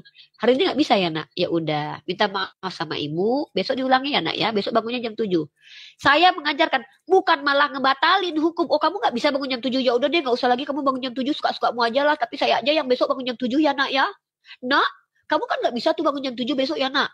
Karena kamu nggak bisa, batal hukumnya nak. Saya aja besok yang bangun jam 7 nak. Pak, ngapain Tuhan Bapak ciptakan manusia? Kalau dalam Islam jelas, manusia diciptakan untuk diuji. Kenapa kami diuji? Untuk menyaksikan bagaimana kami ini memang layak masuk surga. Bahwa kami memang manusia yang sempurna. Karena ciptaan Tuhan itu nggak mungkin nggak sempurna. Justru dengan kekurangan kita manusia, ketika kita salah minta ampun, disitulah terlihatnya mulianya manusia daripada iblis yang salah ngotot. Ketika Tuhan menunjukkan dalam Al-Quran skenario Adam, di situ Tuhan tidak menghilangkan kemuliaannya karena ternyata betul. Fatalaqa Adamu mirabbihi kalimatin fataba alaih huwa tawwabur rahim. Di situ Allah menunjukkan sifatnya bahwa aku ini pengampun wahai manusia. Kalau tanpa Tuhan mengampuni, tidak ada kita tahu kalau Tuhan kita itu pengampun, Pak. Maka Tuhan menunjukkan kalau dia pengampun ketika Adam salah pertama kali.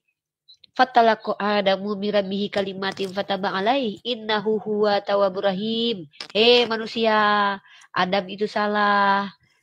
Tapi Allah sudah ampuni. Kenapa? Karena Tuhan itu pengampun, bukan Tuhan yang pendendam, menghabisi nyawa orang seenak udelnya.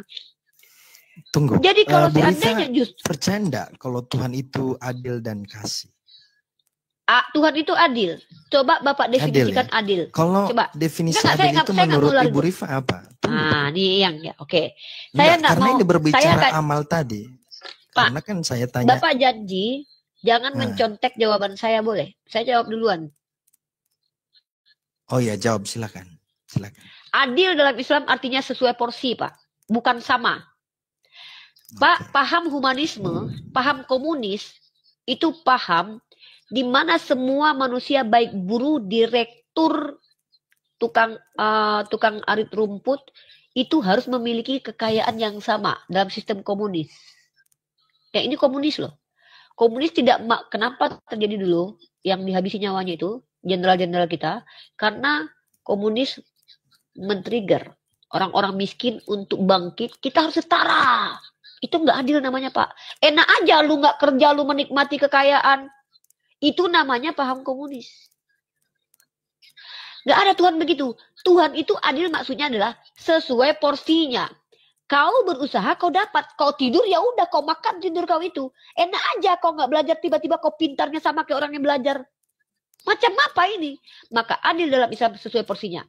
Nah, sesuai porsi maksudnya ini bertentangan dengan Kristen. Saya masuk ke Kristen nih ya. Kalau di Kristen itu orang jahat Tuhan yang tebus, dia nggak perlu berusaha karena dia diselamatkan. Tapi orang baik berusaha sebaik apapun tidak dapat apa-apa karena dia nggak diselamatkan. Ini yang tidak adil Pak. Ini Tuhan zolim namanya. Ya, ini Tuhan zolim namanya. Orang yang udah berusaha baik-baik nggak dapat apa-apa. Orang yang cuma duduk ngupil-ngupil, berbuat dosa banyak, tinggal percaya imani, kemudian auto surga, Pak. Ini namanya konsep bagaimana begini, Ibu Rifa, bagaimana dari tadi bicara terus, sekarang mau tanya saya lebih spesifik, lari kemana-mana ya. Jadi kalau kita berbicara keadilan Allah ya, bagaimana Bu Rifa menanggapi bahwa ketika manusia jatuh ke dalam dosa itu akan dihukum? Ya, bagaimana menanggapi itu? Pak, coba saya minta sama Bapak, kalau kita bicara tentang Tuhan, jangan kita bicara Tuhan menurut kita. Saya minta sama Bapak, Tuhan dalam kitab Bapak itu, Tuhan yang seperti apa? Tolong sampaikan firman Tuhan. Kalau dalam Al-Quran dikatakan, bahkan kata Allah kepada malaikat, umat Islam ketika berniat jahat, niat Tidak jahatnya dihukum. tidak dilakukan, ya niat doang nggak dihukum Pak, karena itu tidak dikatakan jahat, itu niat yang belum Yang niat terrealisasi. bagaimana? Yang niat. Niat nih, saya niat mau nyolok mata Bapak nih, Iya. ya kan? Karena saya kesel sama Bapak. Aduh, gue pengen colok ini Atau mata orang niat nih. benci, niat iri Jo, niat iri sama saya. Kalau Ya, niat terus iri, niat benci itu tuh kan, pokoknya saya pengen colok mata Bapak lah. Oke, siap. Pengen gue colok ini matanya gitu ya. Hukumannya. Lah, kenapa saya dihukum? Kan itu niat yang belum terjadi. Kejahatan itu disebut kejahatan ketika sudah dilakukan. Masa ada orang yang punya niat? Kalau misalnya meniat sudah langsung terjadi, kalau sudah terjadi. Nah, itu baru masuk ke dalam ranah dosa. Dalam Islam ada kafaratnya. Kalau mencuri, kafaratnya potong tangan. Ya, mencuri potong tangan loh. Tapi yang melakukan itu bukan orang sembarangan. Harus ada saksi, apakah dia mencuri karena lapar, apakah dia mencuri karena memang dia jahat, apakah dia masa orang mencuri semua dipotong tangan? Umar Ibnu Khattab dulu ada orang mencuri, dia nggak potong tangan. Kenapa? Pada waktu itu orang sedang paceklik, maka dia mencuri karena dia lapar. Maka justru yang dimarahi adalah orang-orang kaya yang tidak memberi dia. Nah, jadi hukum Islam itu diatur Pak, itu namanya kaidah fikih. Tapi orang yang mencuri dengan niat jahat seperti koruptor, layaknya dalam Islam itu padanannya potong tangan, potong jari. Kafarat namanya itu. Enggak, yang saya maksud ketika di dalam ranah iman teman-teman muslim ya, itu kan Allah itu adil, bagi mereka yang melanggar akan dikenakan hukum, kan begitu. Lalu kalau kita masuk dalam ranah hukum keselamatan, itu apa sih Pak? Kalau kami mengenal hukum itu kafarat Pak. Ini saya kasih data ya Pak. Saya nggak mau pakai. Iya, seperti yang disampaikan tadi, saya sudah tangkap, dipotong tangan, kan begitu. Bentar, itu kan dulu, untuk di dunia. Bentar Pak. Apa? Okay. Apa? Aku lagi debat sama Pak Pendeta Jerry ini. Apa kau? Nggak diam-diam apa-apa, cepatlah. Cepat apa? Oh ya udah. Kalau aku di Kemal Fandi Ahmad, udah ya. Pergi kau, enyah kau Julius. Ya, itu namanya Julius Pak. Cindo dia. Satu-satunya teman Cindo. Enggak deh, bukan cuma dia yang satu-satunya Cindo temanku. Tapi satu-satunya. Jadi yang saya maksud begini. Tunggu dulu Pak, bentar Pak. Saya belum selesai. Pertanyaan saya bukan itu. Saya ngerti dosa diniati, misalnya berzina ini orang, ya berzina. Lalu seperti yang dicontohkan tadi, mencuri tangannya dipotong. Itu kan untuk di dunia, bagaimana dengan keselamatannya ini yang saya maksud. Karena kan saya bahas tentang keselamatan. Nih, makanya ini saya mau kasih tanya. Jadi Ibu jangan kemana-mana dulu, fokus itu. Makanya saya jawab pakai data. Saya bukan kayak Bapak, dari tadi bicara asumsi, saya nggak boleh tadi Pak. belum nangkap pertanyaan saya, sehingga sudah Ibu kemana-mana. Saya sudah tangkap. Ya, keselamatan surga kan yang Bapak tanya nih, saya kasih data. Saya nggak boleh sembarangan. Dari penjelasan Ibu seakan-akan juga begini. Saya kalau berpikir, ya kalau hanya berbicara iman dan amal, maka kasihan ya. Yang enak itu yang masuk surga adalah orang-orang kaya. Udah, saya bantah. Ya, saya bantah. Makanya ada hadis yang mengatakan amal tidak menyelamatkan, yang menyelamatkan itu Allah. Tapi kalau amal yang menyelamatkan, maka orang kaya lebih dulu masuk surga. Enggak gitu. Kenapa? Karena innama a'malu binniat. Amal itu juga bisa jadi pengen masuk YouTube, pengen terkenal, pengen di-publish, pengen dipuji. Enggak seperti Ibu Rifa ya. Ini saya. Kalau saya ngapain Pak, dipuji-puji orang Pak? Gimana coba? Ya kan? Iya. Tenang nggak? Berarti itu termasuk amal ya? Kalau motivasinya. Amal itu perbuatan murni. Pak. Ya itu kan perbuatan. Ini kan. Iya. Nggak ada kaitan sama saja bawa saya dulu. Kita baca tentang kafarat nih. Ya, saya kasih Bapak data dulu. Ya teman-teman. Ini kan diskusi santai kan. Izin saya sapa dulu kawan saya ini. Kaisar, assalamualaikum. Assalamualaikum warahmatullahi wabarakatuh. Bisa iklan dulu sebentar. Aku suka kali ini memotong orang lagi. Ya kan datanya sudah ada, sudah disiapkan. Enggak, belum. Enggak bisa. Aku lupa nanti. Kau Coba kau yang ngomong ke distract gitu. Lanjut. Pak, anak-anak muda ini emang kadang kurang ajar sama orang tua, Pak. Ya, nenek-nenek nggak dihargai. Ya deh, Pak ya. Ya, Kita sabar, sorry sabar. ya, Pak ya. Kan amal, Ya, no? emang anak-anak Harus muda, anak-anak motivasi. muda emang banyak kurang nenek-nenek ngomong nggak dihargai sama mereka. Sunan Abu Daud nomor 1897. Bapak, ini yang dimaksud dengan hukum gitu ya. Seorang laki-laki telah menzihar istrinya, kemudian dia menggaulinya. Hukuman itu terdiri dari apa? 1. Amalan soleh, ya, dengan memperbanyak amalan soleh. 2. Dengan pertaubatan. 3. Ketika begitu. Jadi makanya kami sakit itu, kami tidak pernah menyalah-nyalahkan Tuhan. Saya kalau sakit, waktu kemarin kaki saya jatuh terkilir, saya malah ketawa. Saya bilang begini, alhamdulillah kami ikhlas, itu penembus dosa kami. Kenapa? Karena kami ikhlas. Allah mengampuni dosa kami. Gitu, padahal bisa nggak ribet-ribet, Pak. Gitu. Silakan masuk surga kecuali yang tidak mau. Jadi masuk surga umat Islam itu kalau mereka mau. Caranya apa? Ikuti Nabi Muhammad. Begitu. Silakan Bang Kaisar Nero. Oke, terima kasih. Tanya juga ini, nggak usah bertanya sih, ngasih penampolan buat Pak Pendeta. Dari tadi tidak ada bawa data Bapak Pendeta. Kita, karena Anda tidak dengar, kita tadi baca data. Karena Sudah Anda dengar, baru Pak. masuk. Sudah dengar, Pak. Jadi Saya sorry. tuh tidak dari masuk di bawah. Enggak, saya sudah kalau dengar, Pak.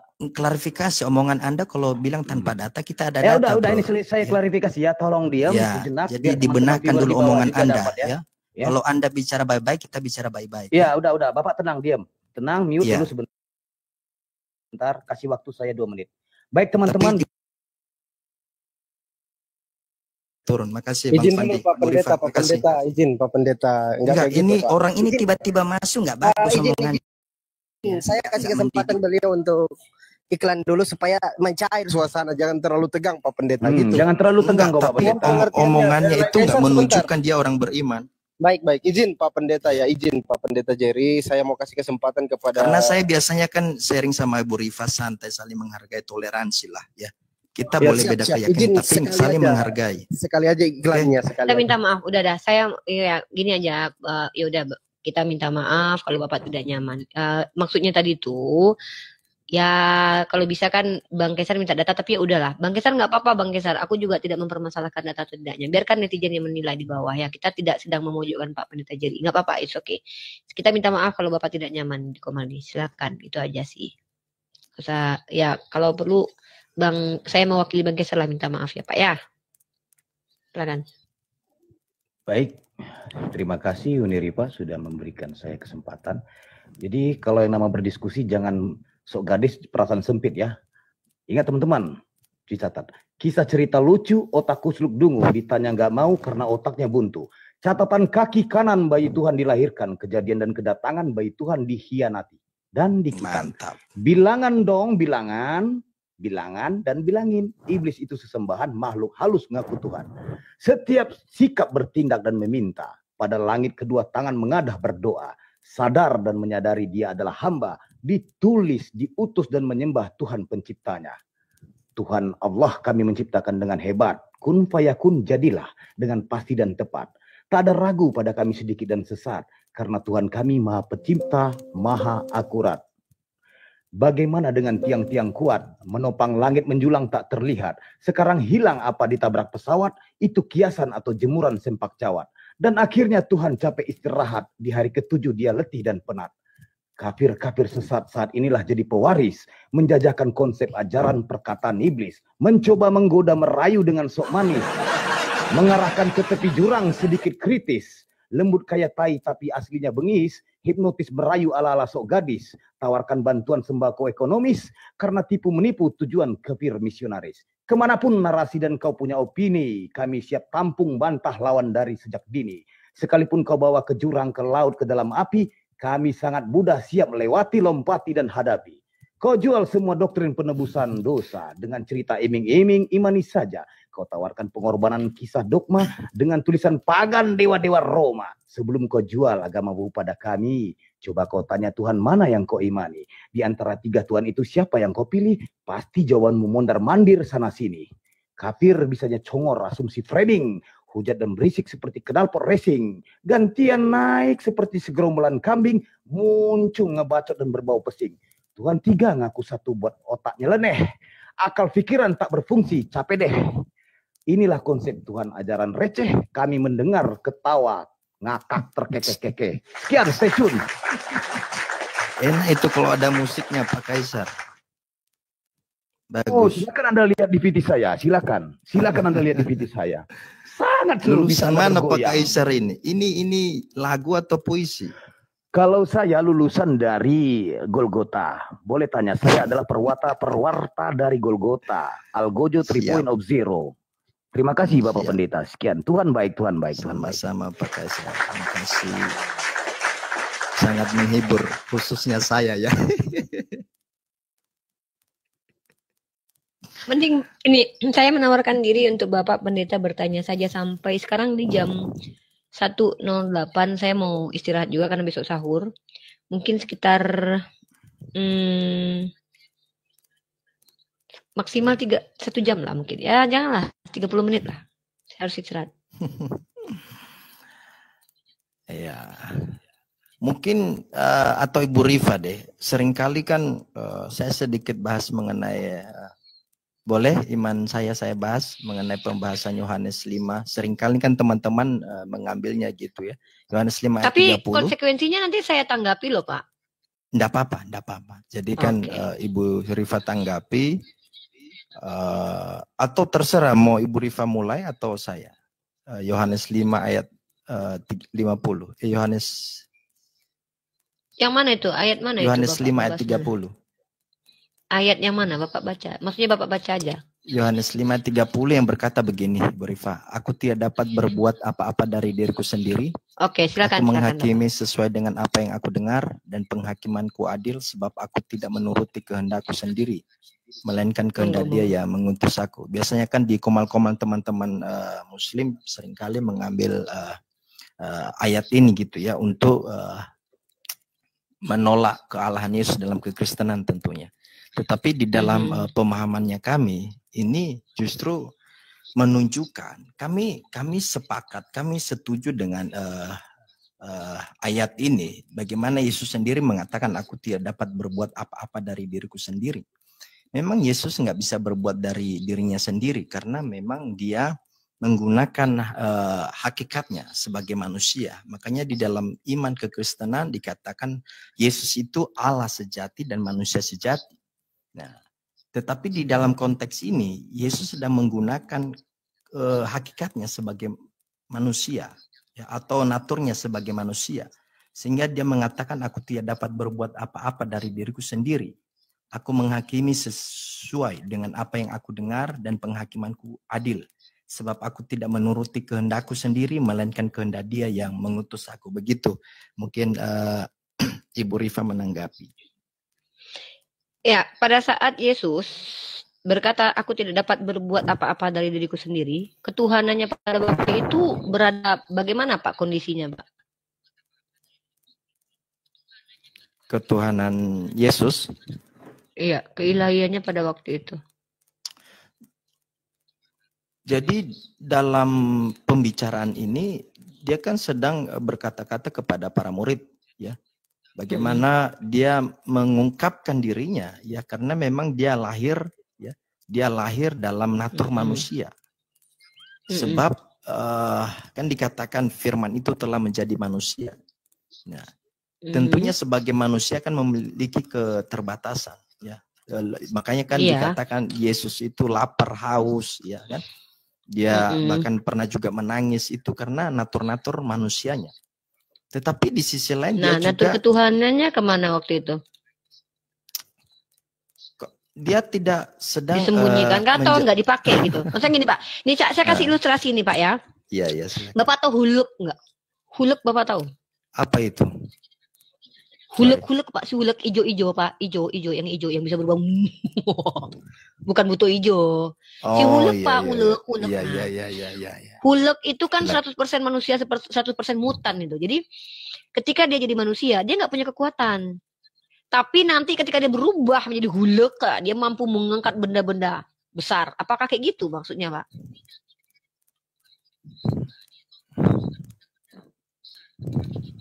Kira-kira? Gimana tadi? Boleh sekali lagi? Hulek itu kan di dalam dirinya punya kekuatan super tuh. Besar, ya. Ketika dia makan, ya dia nggak punya kekuatan ngangkat yang besar-besar karena dia belum punya kekuatan. Tersembunyi dia, nggak muncul kekuatannya, tapi kekuatannya ada dalam dirinya. Ketika dia marah, maka berubahlah kekuatannya menjadi super power. Apakah kayak gitu ilustrasinya? Biar saya paham gitu loh. Karena kalau saya paham kan enak. Oh nggak gitu. Nah terus kemana itu ketuhanannya Yesus waktu dia makan? Waktu dia ketiduran gitu Pak. Kemana ketuhanannya waktu itu? Jadi di dalam pemahaman kita itu Allah kan telah berfirman, firman itu jadi, ya, firman itu kan manusia. Nah, lalu kalau saya mau menjelaskan secara sederhana, cara menjelaskan pribadi Allah sama Yesus adalah Allah atau Yesus adalah manusia, itu misalnya begini contohnya. Saya misalnya di Kota Bitung, saya orang yang paling kaya raya, ya, yang paling kaya raya di Kota Bitung. Kemudian saya mau, ya, menjadi orang miskin. Akhirnya saya pergi ke kolom jembatan. Oh, pura-pura miskin, Bapak? Bukan. Wah. Bukan itu saya menjelaskan, bukan itu yang saya maksud. Ketika saya mau menjadi orang miskin, maka saya menggunakan pakaian miskin. Dan saya masuk ke kolom jembatan makan bersama dengan mereka. Pura-pura Bapak? Cosplay Bukan, jadi orang miskin, cosplay. Ini ilustrasi ya, ini contoh saja. Iya, tapi kan istilahnya kan ada Pak, setiap ilustrasi. Pak, kita itu punya istilah setiap. Tapi yang saya maksud dalam ilustrasi saya bukan itu. Maka ketika ditanya kepada saya. Pak, saya boleh iklan ya Pak? Sambil Bapak ngomong itu ya nggak apa-apa, Bapak lanjut aja ngomongnya. Ya, ini perasaan saya ke Bapak ini. Lanjut. Ya, pusing lagi nih ya. Ya. Semoga cepat pusingnya sembuh ya. Lalu iya, Pak. Ketika saya menggunakan status miskin ya selama 1 minggu. Apakah saya menjadi orang miskin atau orang kaya? Kan tidak. Ya enggak lah, kan Bapak pura-pura miskin. Bapak kan orang kaya, aslinya Bapak pura-pura miskin. Gimana sih? Itu memang kalau kita berbicara ilustrasi tidak sempurna ya. Tetapi itu mendekati. Begitu juga lah, ini poinnya di sini. Begitu juga lah Allah yang menjadi manusia. Menggunakan natur manusia kepada dirinya. Kalau dikatakan dalam Filipi 2:6, dia mengosongkan dirinya. Tidak menganggap kesetaraan dengan Allah. Begitu Ibu Rifa, sudah ngantuk ini. Oh, dia ngosongin kekuatannya. Mengosongkan dirinya, mengosongkan. Dirinya itu apanya? Kan kalau dirinya dikosongin, emang ginjalnya dikeluarin kan? Enggak, maksudnya apanya dikosongin?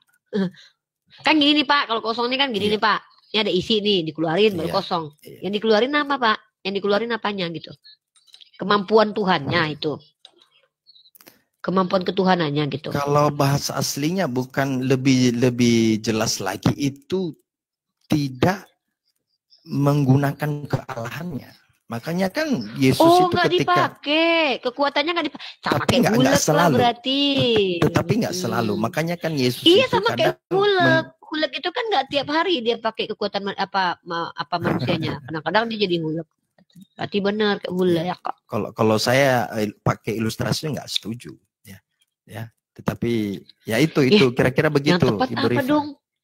On off gitu ya, on off. Tuhan on off. Kadang on jadi Tuhan, kadang off gitu. Gimana nih? Ya. Enggak sulit sih Pak. Udah nggak apa-apa. Karena saya nggak maksa. Nggak usah. Enggak. Sulit Pak memang Pak. Sulit. Karena saya itu lah Pak. Sulit. Pak jangan salahkan saya ya Pak. Sulit memahami ini karena saya orangnya berakal soalnya. Masa saya, kan saya berakal nih Pak, saya mikir nih. Waktu dia tidur, kan dia Tuhan. Tuhannya kemana ya? Kan bingung. Kalau Tuhannya ada dalam dirinya, apakah Tuhan ikut di dalam tidur? Dirinya. Ikut tidur? Tuhan tidak. Ya tidur karena di dalam dirinya ada natur manusia. Jadi Tuhannya ikut tidur. Makanya kan lapar itu kan, lapar, haus. Waktu dia mati Tuhannya ikut mati. Yang mati itu bukan Tuhannya, kemanusiaan, natur manusianya. Iya, tadi yang tidur Tuhan kan itu nggak kemanusiaannya, pernah- Pak. Tiba-tiba Tuhannya Iya. ikut tidur. Kalau mati nggak boleh ikut mati Tuhannya. Oh gitu. Kalau Tuhan Kalau mati tidur kan boleh itu ya namanya Tuhannya. bukan Tuhan, Ibu Rifa. Lah kemana ketuhanannya Pak waktu dia mati Pak? Ketuhanan Yesus di atas kayu salib waktu dia mati di salib begitu. Ya Iya. ketuhanannya, kalau Ibu Rifa bertanya begitu berarti seakan-akan Ibu Rifa berpikir bahwa Tuhan itu hanya ada di tempat-tempat tertentu. Di mana Tuhannya? Sebenarnya Tuhan itu ada di mana-mana. Lah berarti Yesus itu kayak Jisibut Sukun Sinsin apa? Apa Apa namanya? sih Ibu Rifa? Kayak Gibunsu itu loh Pak, Naruto dia bisa di mana-mana berubah-ubah tempat. Menurut Gebunsin menurut Ibu Jutsu. Rifa, Tuhan itu ada di mana? Enggak ada di mana-mana lah Pak. Tuhan itu menaungi segala sesuatu, bukan berada di mana-mana. Karena kalau Tuhan berada di mana-mana Pak, ngeri Pak kita Pak. Masa Ya, Tuhan ada justru di dalam kan, dubur manusia? bertolak Pak, belakang nggak, dengan Pak, pertanyaan Pak. Ibu Rifa tadi, Tuhan itu ada di mana? Kan Ibu Rifa bertanya sendiri Nah, tadi. kan Bapak yang bilang bahwa Yesus punya dua natur sebagai manusia dan sebagai Tuhan. Ketika Iya. kemanusiaannya itu dia pakai, dia mati, ketuhanannya kemana? Kan gitu, pergikah atau gimana? Tuhan kok pergi? Ya makanya berarti Tuhannya ikut sama manusianya tadi kalau nggak pergi. Dia bisa terpisah nggak? Ketuhanan Yesus dengan kemanusiaan Yesus bisa terpisah nggak? Ketika dia belum mati di atas kayu salib, ya itu kan Ini kan manusianya nih, satu. ini ketuhanannya kan nyatu tuh. Iya, Bisa kepisah nggak? benar. Kepisah nggak? Terpisah ketika setelah bangkit. Oh terpisah, berarti yang mati di tiang makanya- salib itu udah bukan Tuhan lagi. Yang di mana? Di Yang di tiang salib, bukan Tuhan lagi. itu apa? Manusianya Yesus. Oh berarti waktu Yang Yesus di disalib. tiang salib itu manusia 100% tanpa ada ketuhanannya gitu. Dia tetap Tuhan kalau kita Ih, melihatnya. katanya berpisah tadi, gimana sih Pak? Jadi begini saya menjelaskannya. Ketika Yesus itu disalib, ya, Pak, sejujur Pak ya, ah, saya mau kembalikan Mas Reda Hardian, tolong saya. Baik. Kalian yang butuh obat silakan minum parah Mas ini, silakan. Kan, Pak. begini aja Ibu Rifa, sudah malam juga di sini sudah Ya, setengah ya, ya, satu di sini. Iya Kita pasti statement sehat-sehat closing. ya Pak. Mungkin Ibu Rifa mau statement closing? Ya, closing statement saya, oke. Pertama, saya ucapkan terima kasih buat Pak Pendeta Jerry yang terhormat, salam santun, salam hormat, salam respect. Ya. Walaupun kita berbeda keyakinan, kami umat Islam itu diperintahkan untuk adil. Adil itu meletakkan sesuatu pada tempatnya. Orang seperti Anda ini kami tidak boleh ganggu. Sebagaimana Rasulullah SAW memberikan perlindungan melalui surat yang dia buat di gereja Santa Katrina. Sebagaimana Sayyidina Umar melindungi orang Yahudi dan Nasrani di Yerusalem. Sebagaimana para ulama kami juga berbuat baik kepada orang-orang. Karena dalam surah Al-Mumtahanah ayat ke-8 tidak terlarang kami berbuat baik kepada orang non-muslim kecuali Bapak mengusir saya dari tempat saya dan memerangi saya perkara agama saya. Maka saya diwajibkan memerangi balik. Karena itu bentuk perlawanan. Maka saya respect dengan Bapak, saya mengucapkan terima kasih diskusi kita. Mohon maaf kalau selagi kita diskusi tadi ada perkataan saya menyakiti hati Bapak, menggetarkan jiwa, mengoyak ginjal dan merusak lambung. Mohon maaf, namanya perempuan Paramex. begitu. Iya, namanya perempuan kan biasa Pak ya. Nih ya, saya kan 100% wanita dan 100% wanita Pak, nggak ada laki-lakinya. Iya, setuju. Jadi yang selanjutnya adalah semoga ini tidak menjadi diskusi terakhir kita. Semoga nanti kita diskusi lagi dengan topik yang berbeda ya.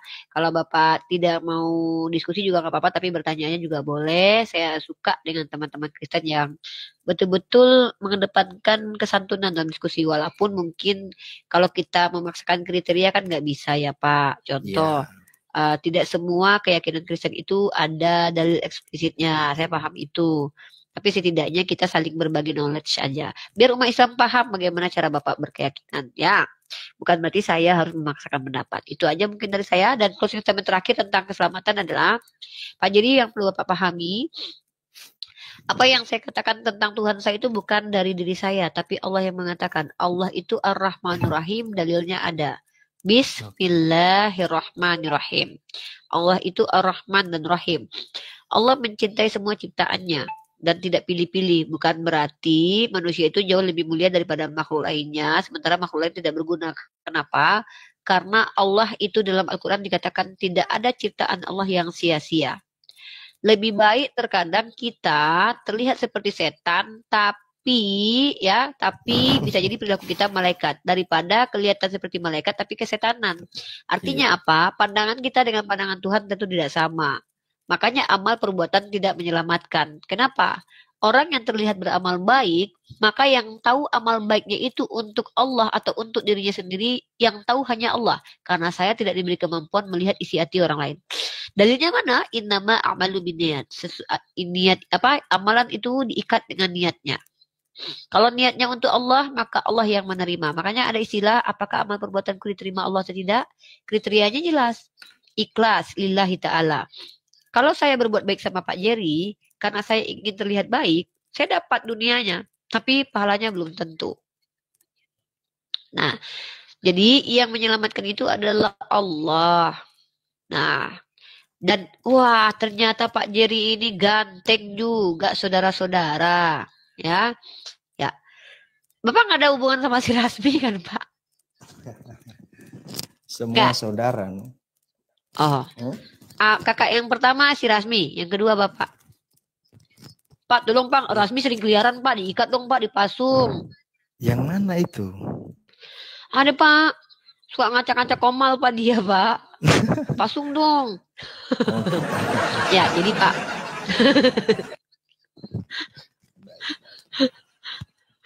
Ya, jadi dalam Islam itu Pak, yang menyelamatkan adalah Allah. Tapi Allah mengatakan dalam Al-Quran, aku tidak akan merubah suatu kaum, kecuali kaum itu merubah diri sendiri. Pak, saya ngelek Pak, sorry ya. Ngelek. Dan ngelek. Oke. Jadi amal perbuatan itu menjadi asbab Allah menyelamatkan. Tapi yang menyelamatkan adalah Allah. Dari mana saya tahu? Karena Allah katakan dirinya adalah As-Salam. Allah Malikul Qudus, Allahu As-Salam. Allah adalah keselamatan dan Allah pemilik keselamatan. Jadi yang menyelamatkan adalah Allah, maka Allah mengutus juru selamatnya, yaitu para nabi, memperkenalkan siapa Allah, supaya siapa yang ikut kepada aturan yang dibawa oleh nabi tersebut diselamatkan, dan yang ingkar kepada nabi tersebut sama dengan ingkar kepada Allah, bukan berarti nabi sama dengan Tuhan. Begitu. Jadi apa cara kita selamat? Beriman kepada Allah dan beramal soleh. Apa amal soleh?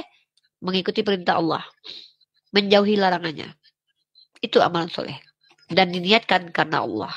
Seperti itulah keselamatan dalam Islam. Dan satu lagi yang terakhir adalah Allah Subhanahu wa Ta'ala itu adalah Tuhan tempat bergantung seluruh makhluk, bukan Tuhan yang digantung sama makhluk.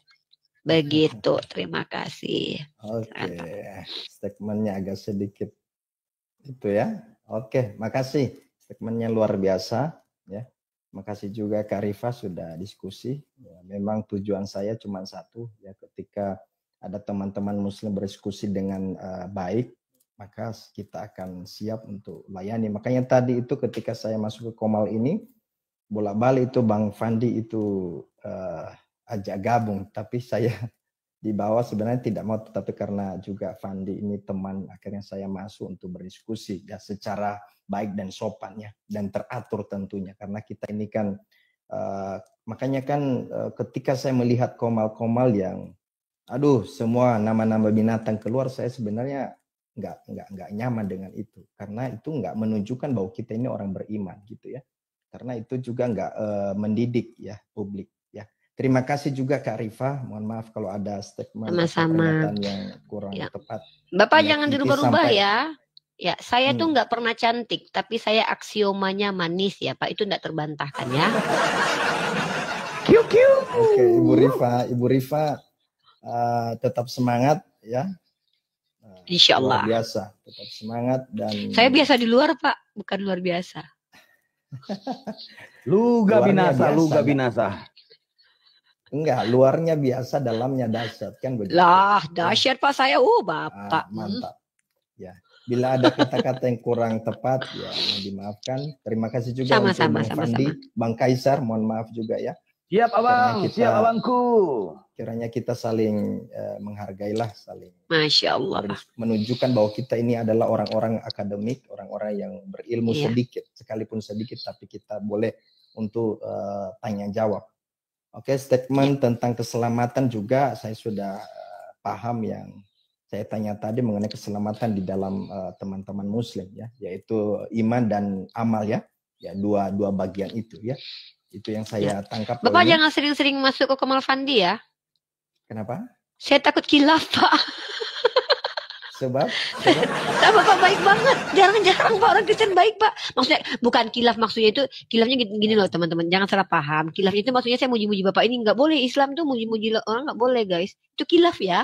Nggak, maksudnya Bapak baik banget. Beneran aneh ya. Ada orang Kristen baik kayak gini ya. Lanjut. Oknum. Oke, makasih pujiannya. Bu Rifa jauh lebih baik. Ya. Jadi statement konsepnya keselamatan dalam ranah kekristenan adalah memang sama saja. Kita juga diselamatkan karena iman ya, karena karyanya Allah ya. Memang beda keyakinan tetapi kita tetap sama-sama toleransi. Kalau kita di dalam iman kekristenan kita diselamatkan karena percaya kepada Yesus.